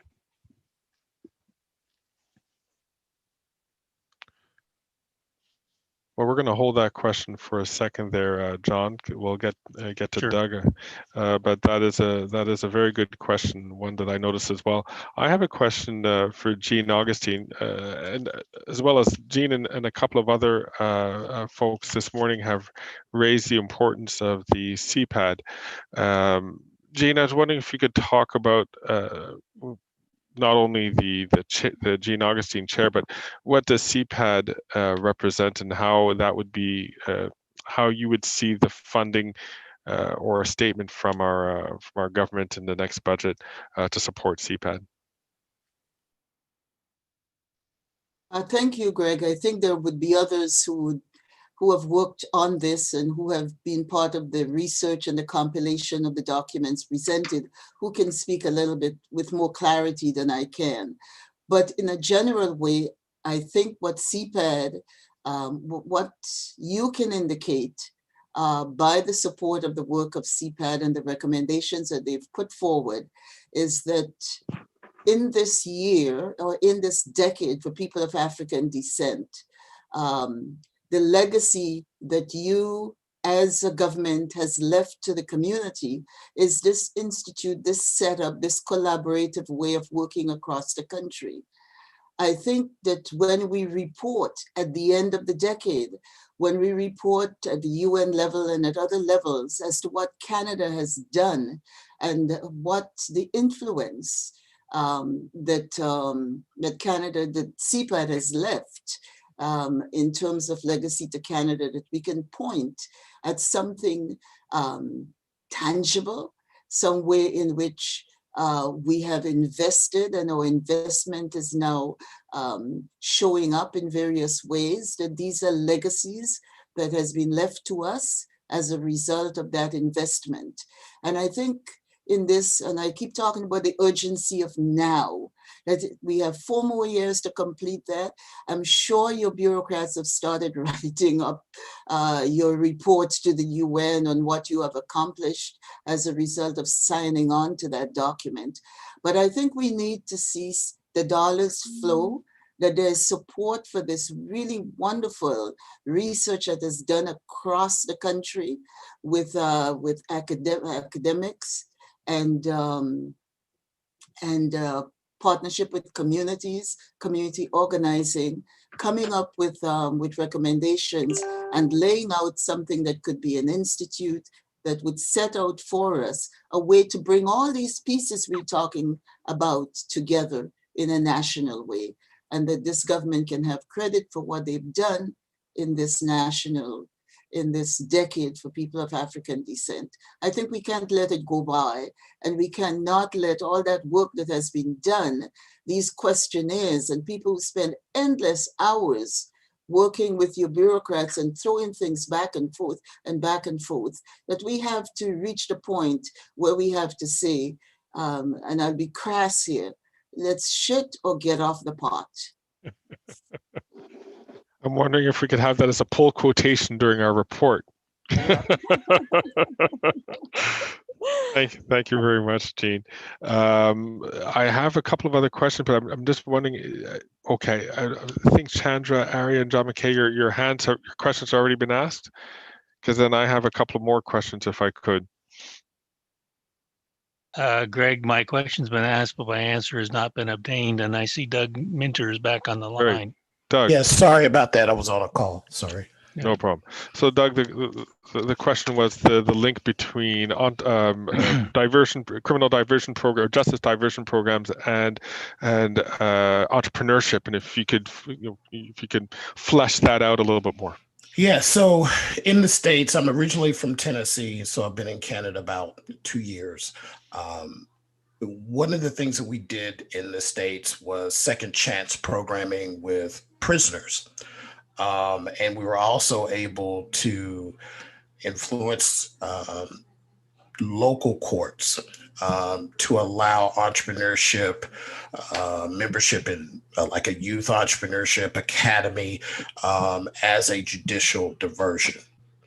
And I think those are options that can oftentimes help youth make that switch or make that change because they're in a program that supports the things that they love and allows them to get out of the situation that they were in. If you'd like me to go deeper, I can, but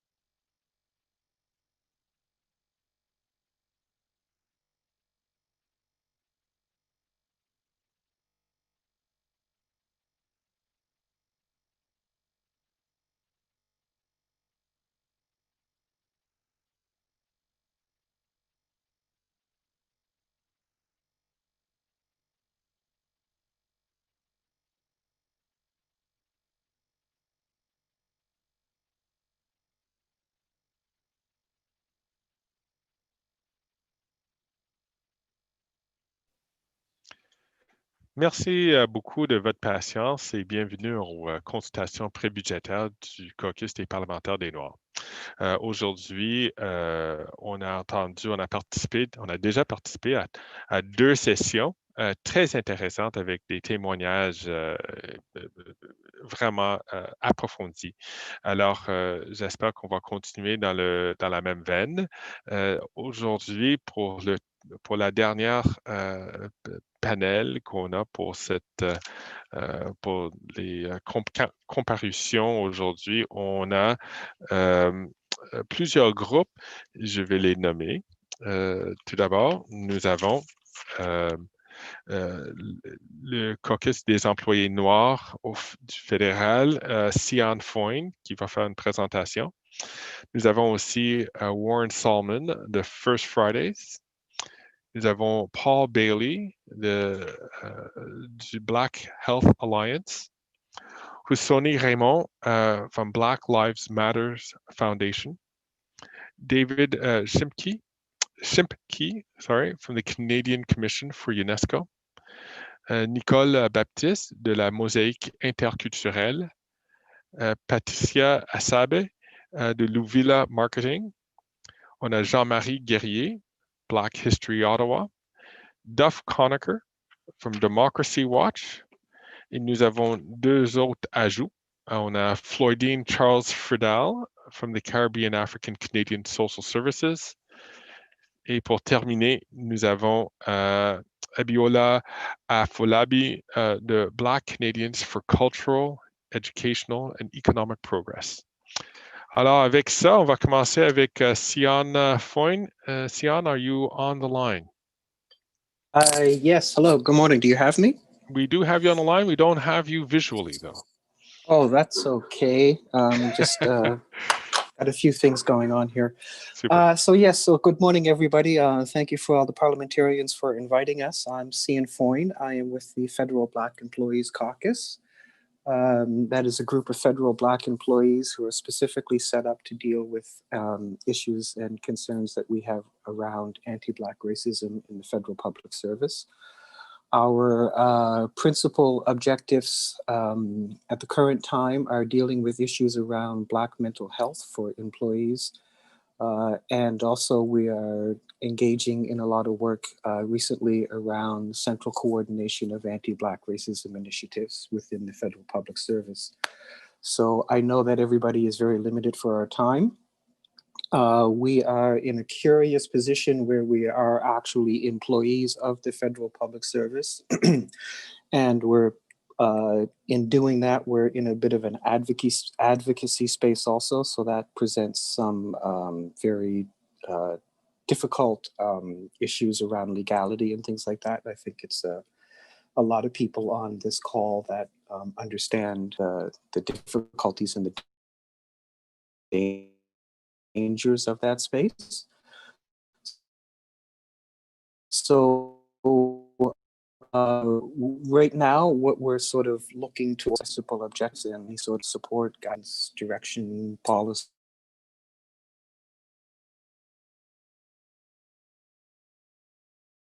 funding with like health and public and the central coordination of initiatives as they are ongoing. And that was perfect. 90 seconds. Thank you very much for that. I know that we have Warren Solomon from First Fridays who is on the line. Warren, it's a pleasure to see you. You have 2 minutes. Please go ahead. Great to see you too, Greg. Thanks for the invite. So yeah, just First Fridays is a monthly networking event. It's been started in the mid-90s to support the Black entrepreneurs, professionals, and community members. So our first recommendation is that the government implement grants in relationship to a Black business development support program. You know, Black businesses across Canada have faced and continue to face anti-Black racism that negatively affects access to capital. The business playing field has not been and is not level. Non-repayable grants program as opposed to a loans program would help to level the playing field. So the second recommendation is that the government provide funding in the amount of $50 million per year for the Black Business Grant Program over 4 or more years. The third recommendation is that the government create a procurement strategy for Black businesses, similar to the federal government procurement strategy for Aboriginal businesses that was established in 1996, which has resulted in more than 100,000 contracts awarded to Aboriginal suppliers with a total value of over $3 billion. It should aim to increase federal contracting opportunities and to gain access to the overall federal procurement process for Black businesses. It should include the participation of all federal government departments and agencies. And it should also include set-asides for Black businesses with a target amount that's proportional to the Black population percentage in Canada, which is at least 3.5%, 3.5% based on the 2016 Black Caucus. So those are my thoughts, and thank you very much for the opportunity. Brief, to the point. Thank you very much. I appreciate that, Warren. We are now moving on. Is Paul Bailey here from Yes, I am. from the Black Health Alliance? Good morning. Great. Good to see you again, Paul. You as well. Go ahead. 2 You minutes. have 2 minutes. Gotcha. We have just jump right into it. We have 2 recommendations from the Black Health Alliance.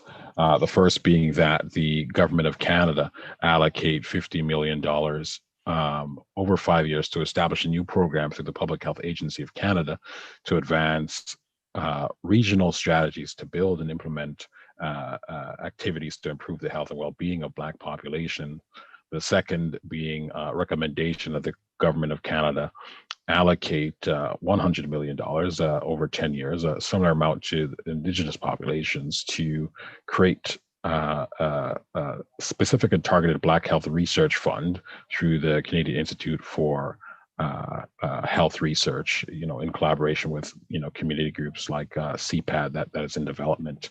The last piece I'll say there is that Black communities across the country face disproportionate outcomes across the social determinants of health and issues around chronic disease and mental health. And organizations like the Health Association of African Canadians and the Black Health Alliance are trying to do the groundwork to address these things, but do need funding support and research support for that to work to be effective. Thank you.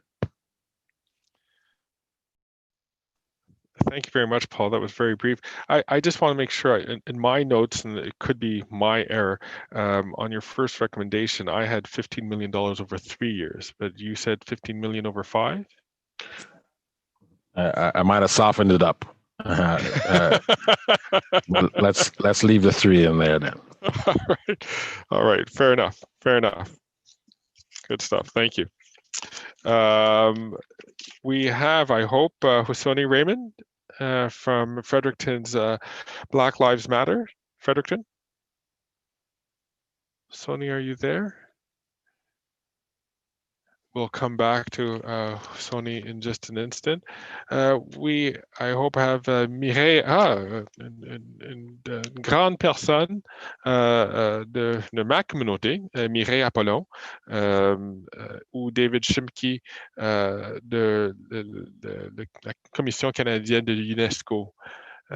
David, Mireille, est-ce que vous êtes là?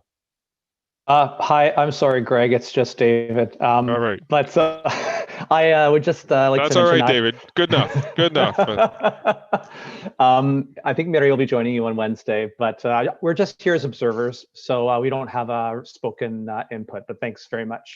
Oh, I'm sorry. Okay, I guess that must be the case now. I have Mireille here and I have 3 recommendations, but I guess she'll present that on Wednesday. Yeah, I think we felt the written proposals were sufficient. I would just say briefly that we would echo very much what Madame Augustine said about the International Decade for People of African Descent. It's a very important priority in the multilateral community, and Canada has shown itself to be a leader on the world stage. And for the government to continue to focus on that decade, there's been a lot of good things that have come out of it in Canada, but there's, as we've heard, so much more that could be done. So I'll just leave it at that point for now. Thank you very much. Thank you. Thank you very much, David.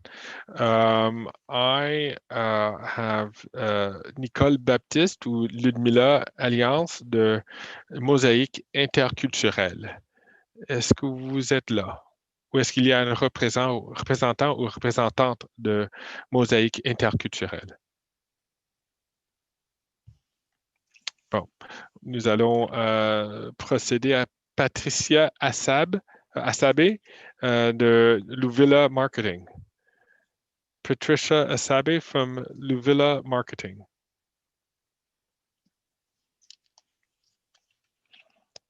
Bon, et certainement, on a Jean-Marie Guerrier of Black History Ottawa, who could join us.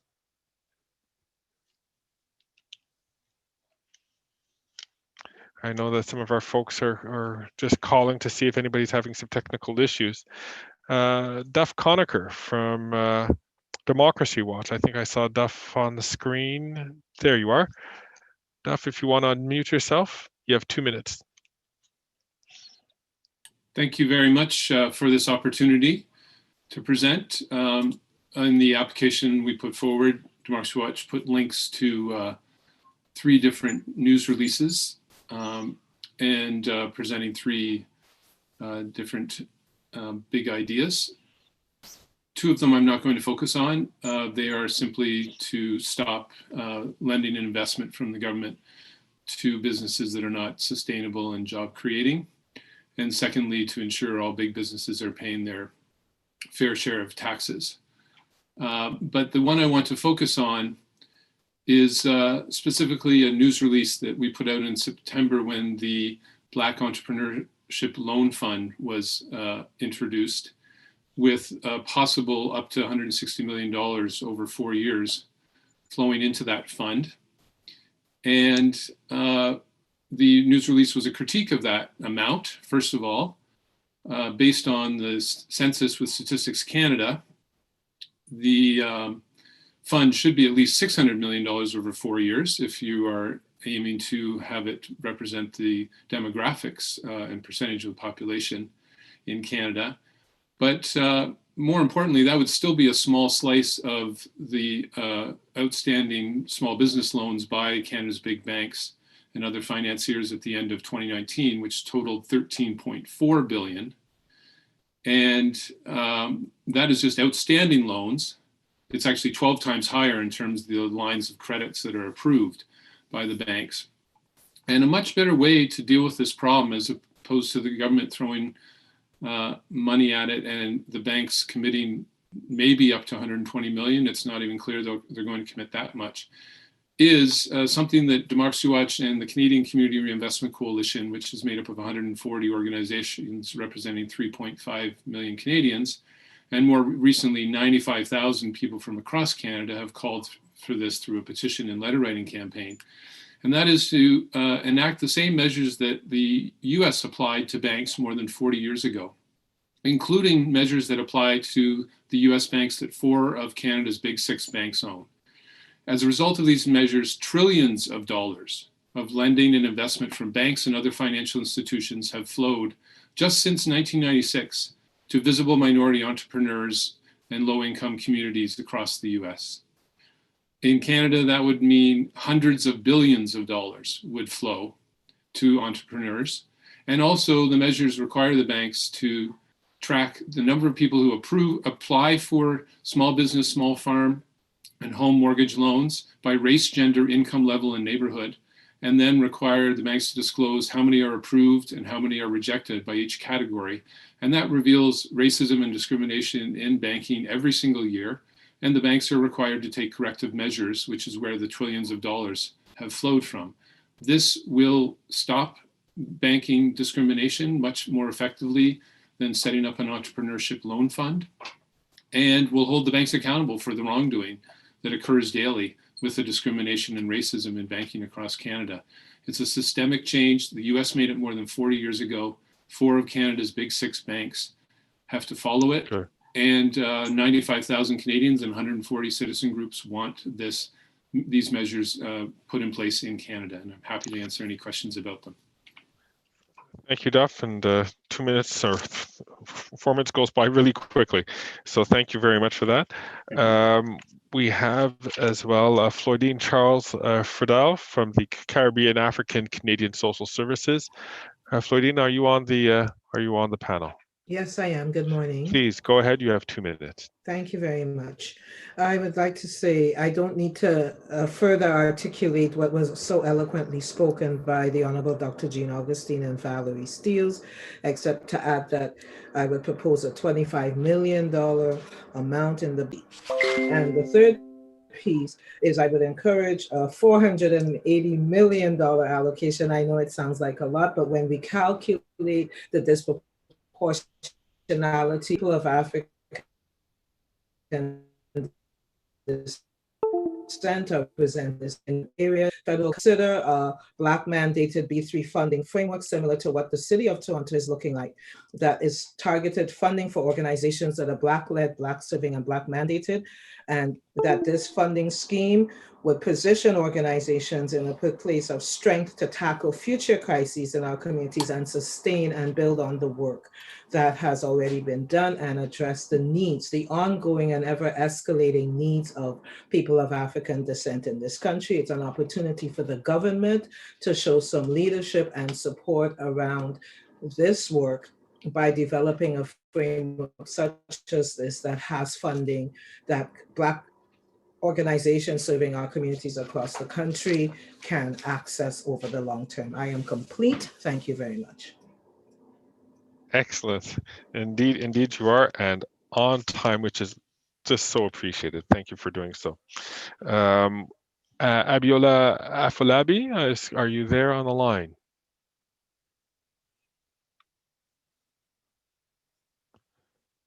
All right, I think we also had one organization come back on. Is that Nicole Baptiste? Are you there from Mosaïque Interculturelle? Est-ce que vous êtes là, Madame Baptiste? Ou soit Patricia Asabi? Patricia Asabi?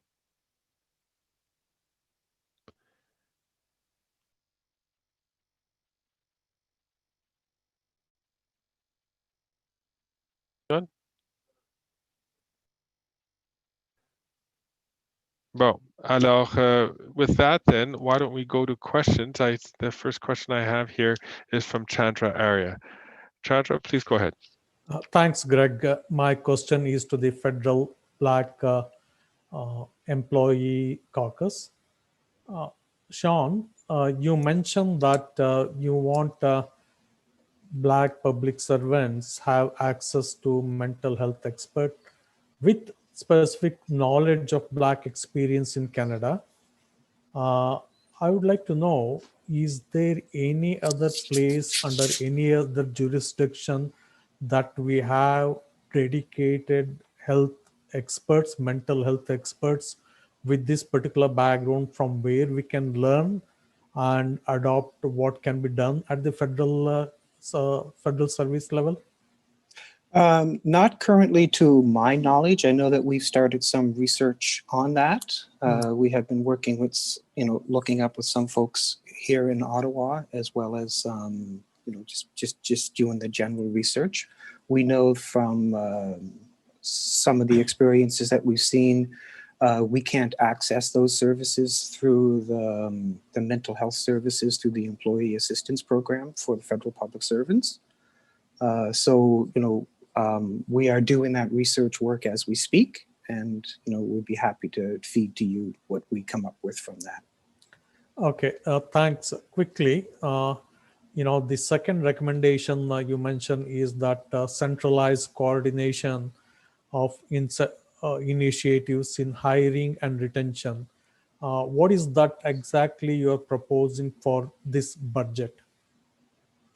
We don't have a specific budget ask. That wouldn't really be within our place, our mandate as federal public employees. We know that we've been following up with Treasury Board and the work that's been going on there, as well as conversations with senior officials in the government about how all of this work is going to be coordinated and brought together.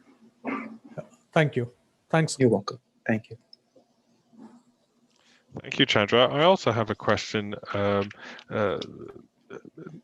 to First Fridays. I was wondering, Warren, if you'd be able to just talk a little bit more about the barriers that Black businesses have faced from financial institutions. It's issues which were raised by several organizations this morning, and yours included. I was wondering if you could just give a little bit, if you'd want to talk a little further about that so that we can capture that in our summary. Sure. So, definitely, when it comes to, I'd say, the banks, that's one area. I was actually just recently profiled in a racially profiled, banking while Black at one of the major institutes. I'd say also when it comes to, so banks deal with loans, but when it comes to, venture capital and equity investments, there's definitely lack of access to funding there as well. So those are two of the major areas, but I know that just the whole experience going into a bank can be just similar to experience to what we experience, with the police or and other major institutions that if you go, whether it's going into a store or whatever, oftentimes we're scrutinized and just profiled and just treated very differently. There's a lot of examples of Black businesses that might speak to the bank on the phone and everything's good until they go into the bank and people find out they're Black, and it's a whole another story. Prior to that, they probably would have gotten the loan, and then when they go to the bank, it's they're denied. So those are some examples that come to mind. So I hope that helps. It does indeed. I also see that Adam Vaughn has a question, so I don't hog up all the questions. I do have more. So Adam, you go first. Situation. I think your microphone boom. You have to lower your boom there, Adam. Sorry, there we go. The banking situation and the credit situation. An earlier part of the call, we listened to the proposal for a Black and African Canadian credit union centered in Ontario, but with a national lending and financing scope. And I heard a bunch of calls here for reforming of banking accountability. I'm just curious as to how these square, if in terms of if we move towards effectively a black bank or a Black Canadian, African Canadian credit union, how much of the work should we invest into the banking system to fix the problem, and how much should we just simply invest into the credit union to make that credit union the success, as opposed to trying to reform older institutions. And then the second question related to that is around healthcare, but I'll wait for the first answer. Sorry, Adam, who were you directing? I guess I'm putting it in front of the group that have talked about the interface between the Black community and the banking situation, and whether or not the way to is to reform or is to build new. I guess that's the question, if we're to place an emphasis. Yeah, I wouldn't mind taking a shot at that. So I think you got to look at both. I think the reality is that even if there is a Black financial institute, not everyone in the community is not most likely not going to support that. So there'll still be a percentage of the people who will still be using the mainstream banks, and those problems would still be exist in the mainstream banks to those customers. So I think you got to look at really doing both ideally. So those are my thoughts. If I could say just one quick thing. Go ahead, Duff.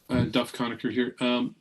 The measures that the U.S. has put in, requiring banks to track and disclose their lending by race, gender, income level, and neighborhood, do not cost the government anything, because it's the banks that have to, and they're likely already tracking people by those measures. They just don't disclose it here.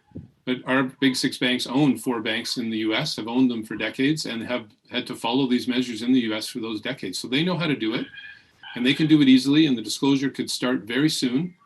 And it would likely show us in the US a pattern of racism and discrimination in small business, small farm, and home mortgage loans. And then all the government has to do is say, well, if you have a pattern of discrimination, you have to take corrective action by dedicating loan funds from your own money as banks to those borrowers who have been discriminated against. And that does not cost the government anything. So both can be done very much. So supporting a new credit union, as well as requiring the banks to stop their wrongdoing by requiring them to track and disclose their own discrimination.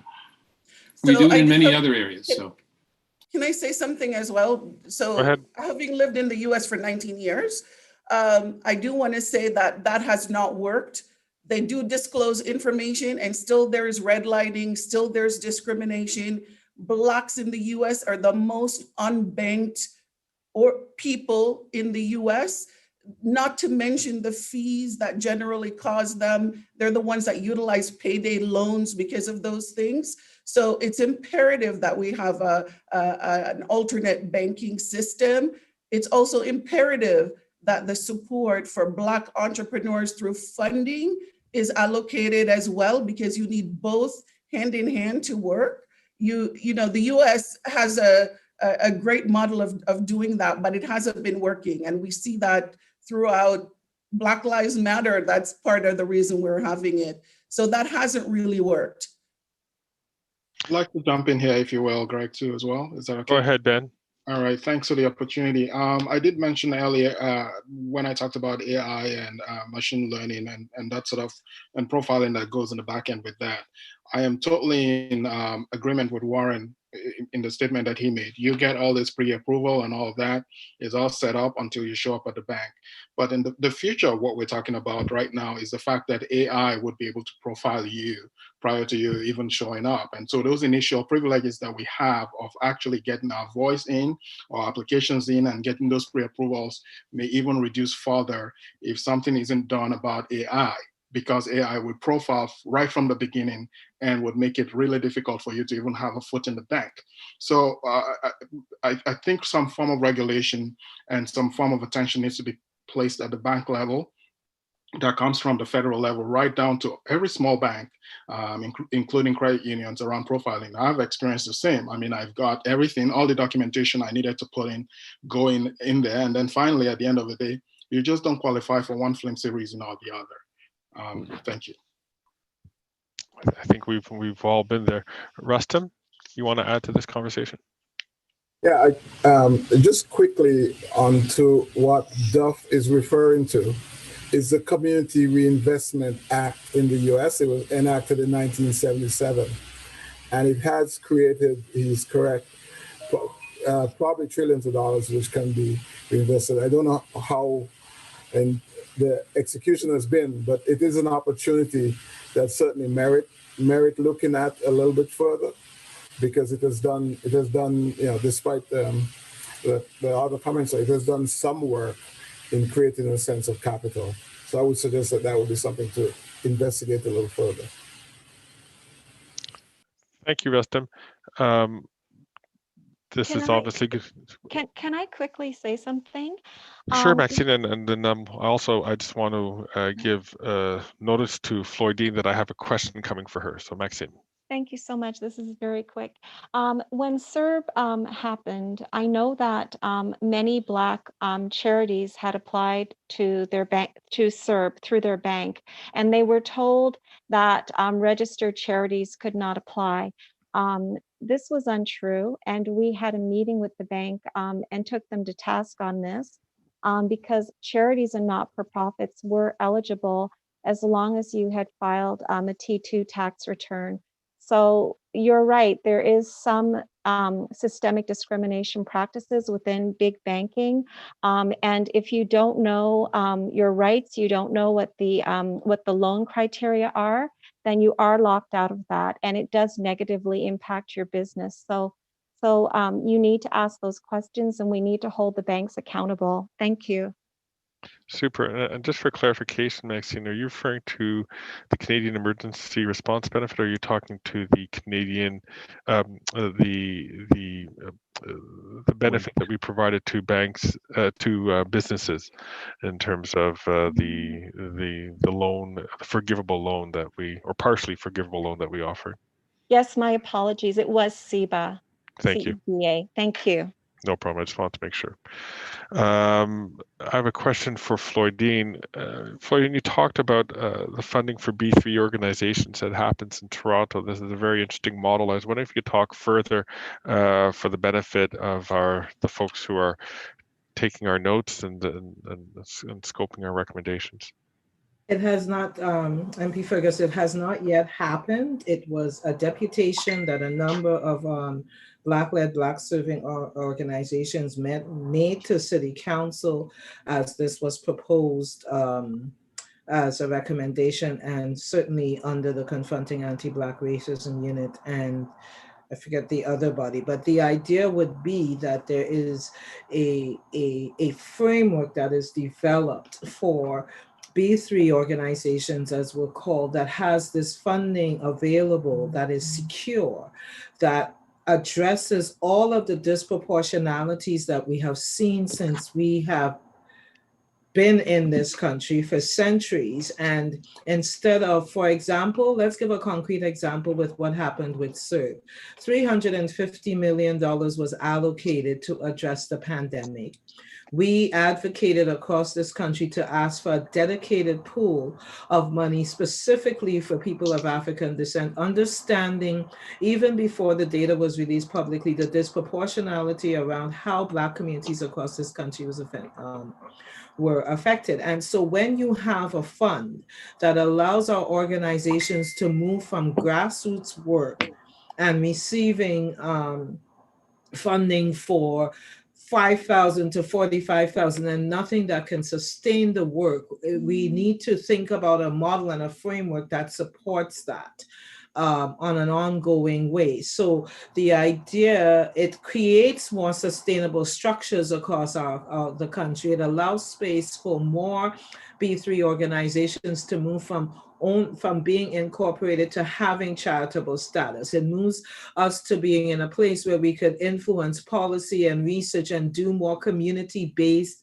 initiatives that are culturally safe and relevant, that because there's so much evidence, even in the field of mental health, where the African-centered, the Black-centered approaches that are evidence-based to how we respond to mental health distress in our communities. That's what a fund like this or a framework like this would allow us to support, and included in that, and often we forget to talk about, indigenous Blacks and also the French-speaking communities in this country who have are particularly nuanced in terms of accessing funds and their needs. It allows us to be able to have a pot of money dedicated to supporting these organizations and the communities they represent.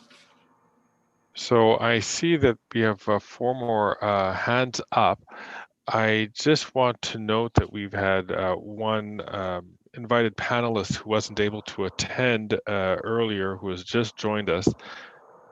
The African experience, I'd like to give her the opportunity to make a presentation, and that might influence, of course, the questions that we have left. Is that Nicole? Are you there? Nancy, I'm sorry. Nancy, are you there?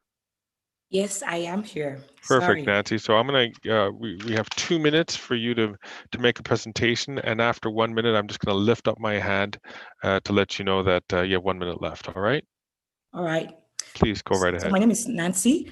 I am the CEO of the African Experience, and what I'm trying to do is to have the cameras, and also I work for the EDC, which provides access to insurance to companies that are exporting out of the country.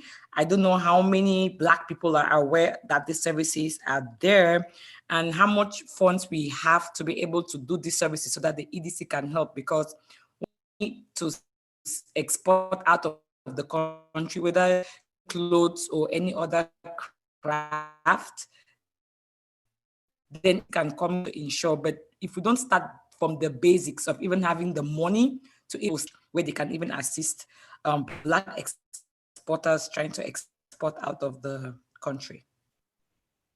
Right to this. Thank you so much. I really appreciate that, Nancy. I'm glad you were able to join us.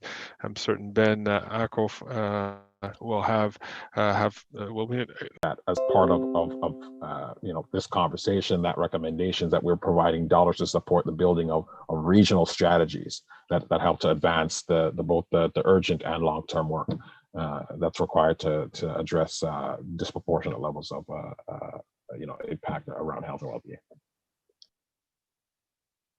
I see that there were some other people who put their names. Yeah, I was going to say Floydine and Sylvia. I know you had your hand up as well, Sylvia Paris Drummond.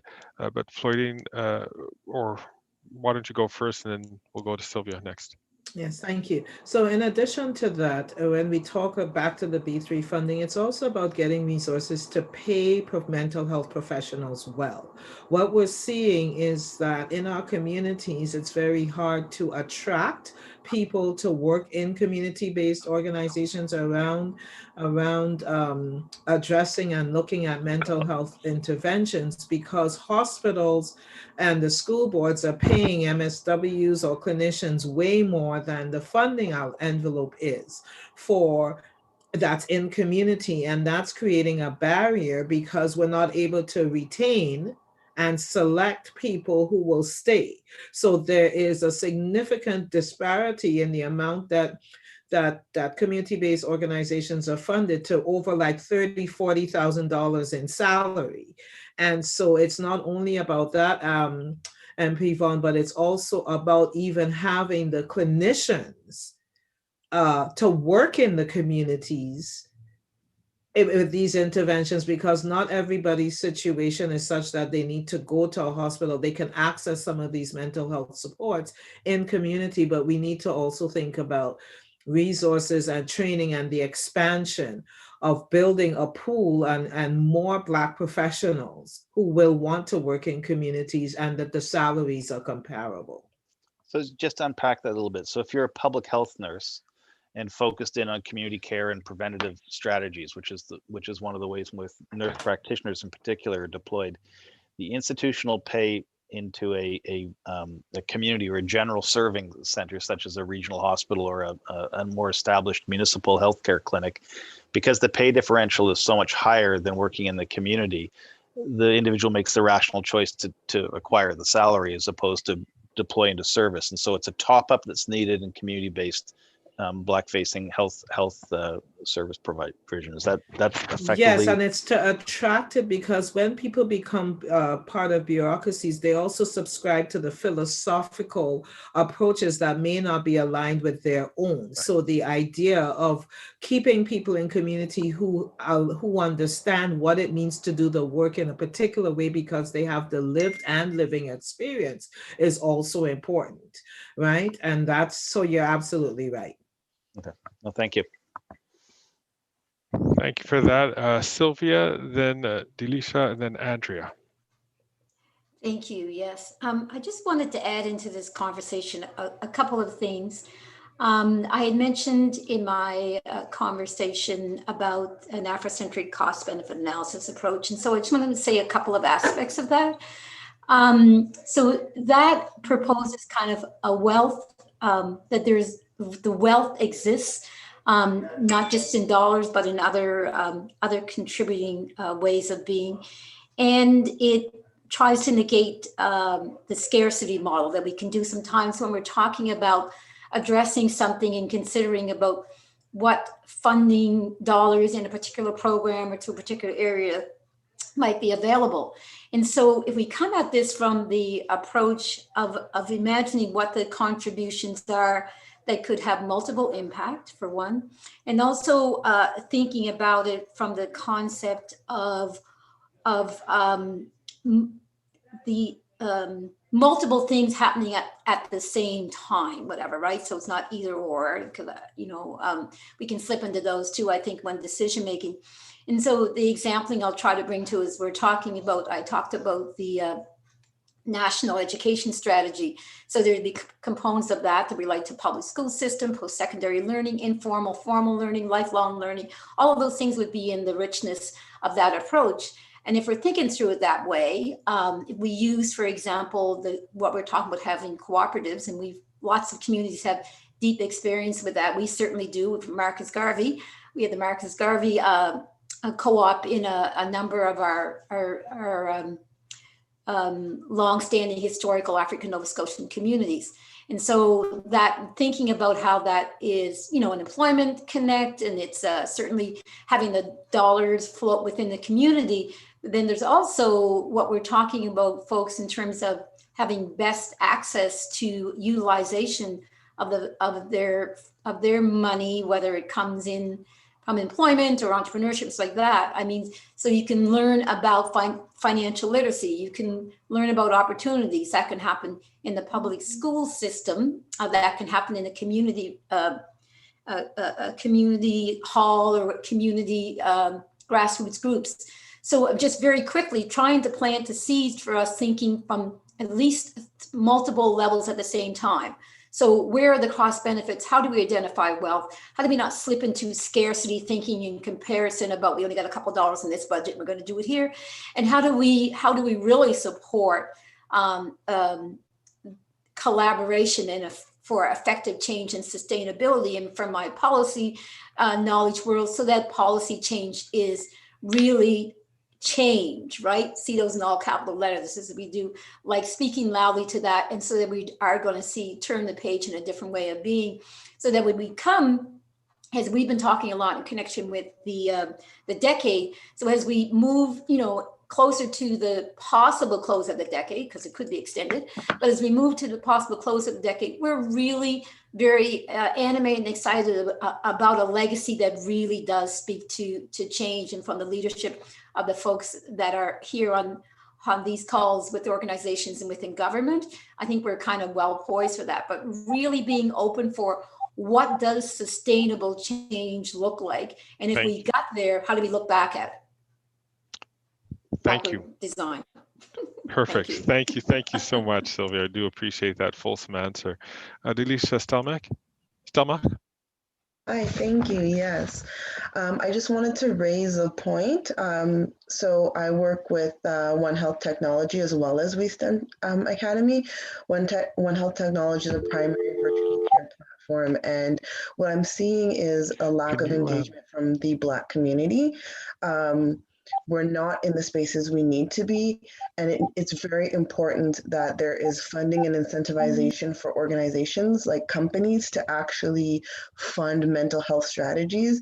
We're always hearing, especially with COVID, that everyone's receiving or that they're having financial issues. And the first thing to be cut are things like mental health platforms, because they're not seen as important, but they are very important.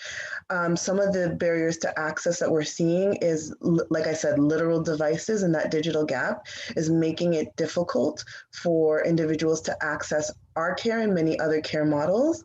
Reliable internet services, a lot of them can't virtually connect with a doctor if they don't have the bandwidth to do so.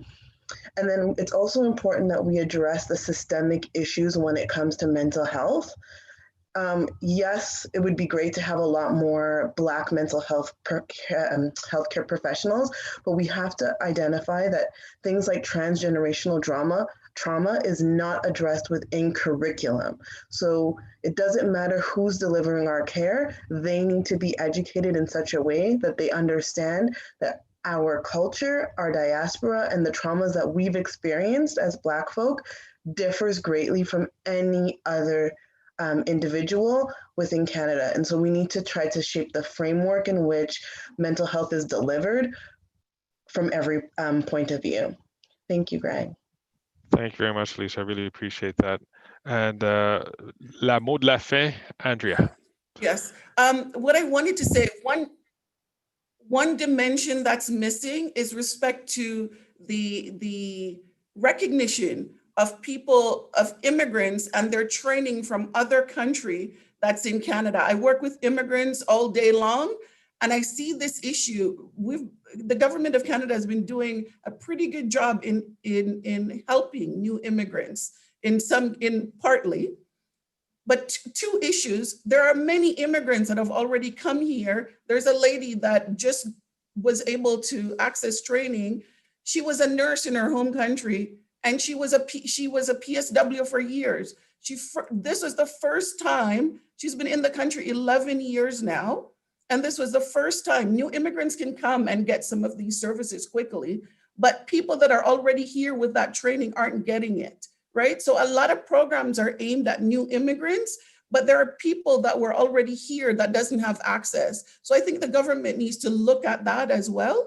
And that doesn't just apply to healthcare, it applies to all the professions. You know, even people that are apprentices, journeymen that have come from their own country that are trying to now need to get recertified here in Canada.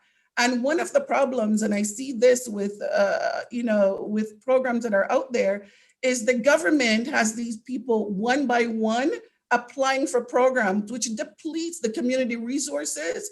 You need to give the money to organizations that are doing and helping people so that they can help these people with the paperwork. They can help the person understand what's required. So even though you've put it out there, many of the people haven't heard about it. They don't know what's required, how to access it.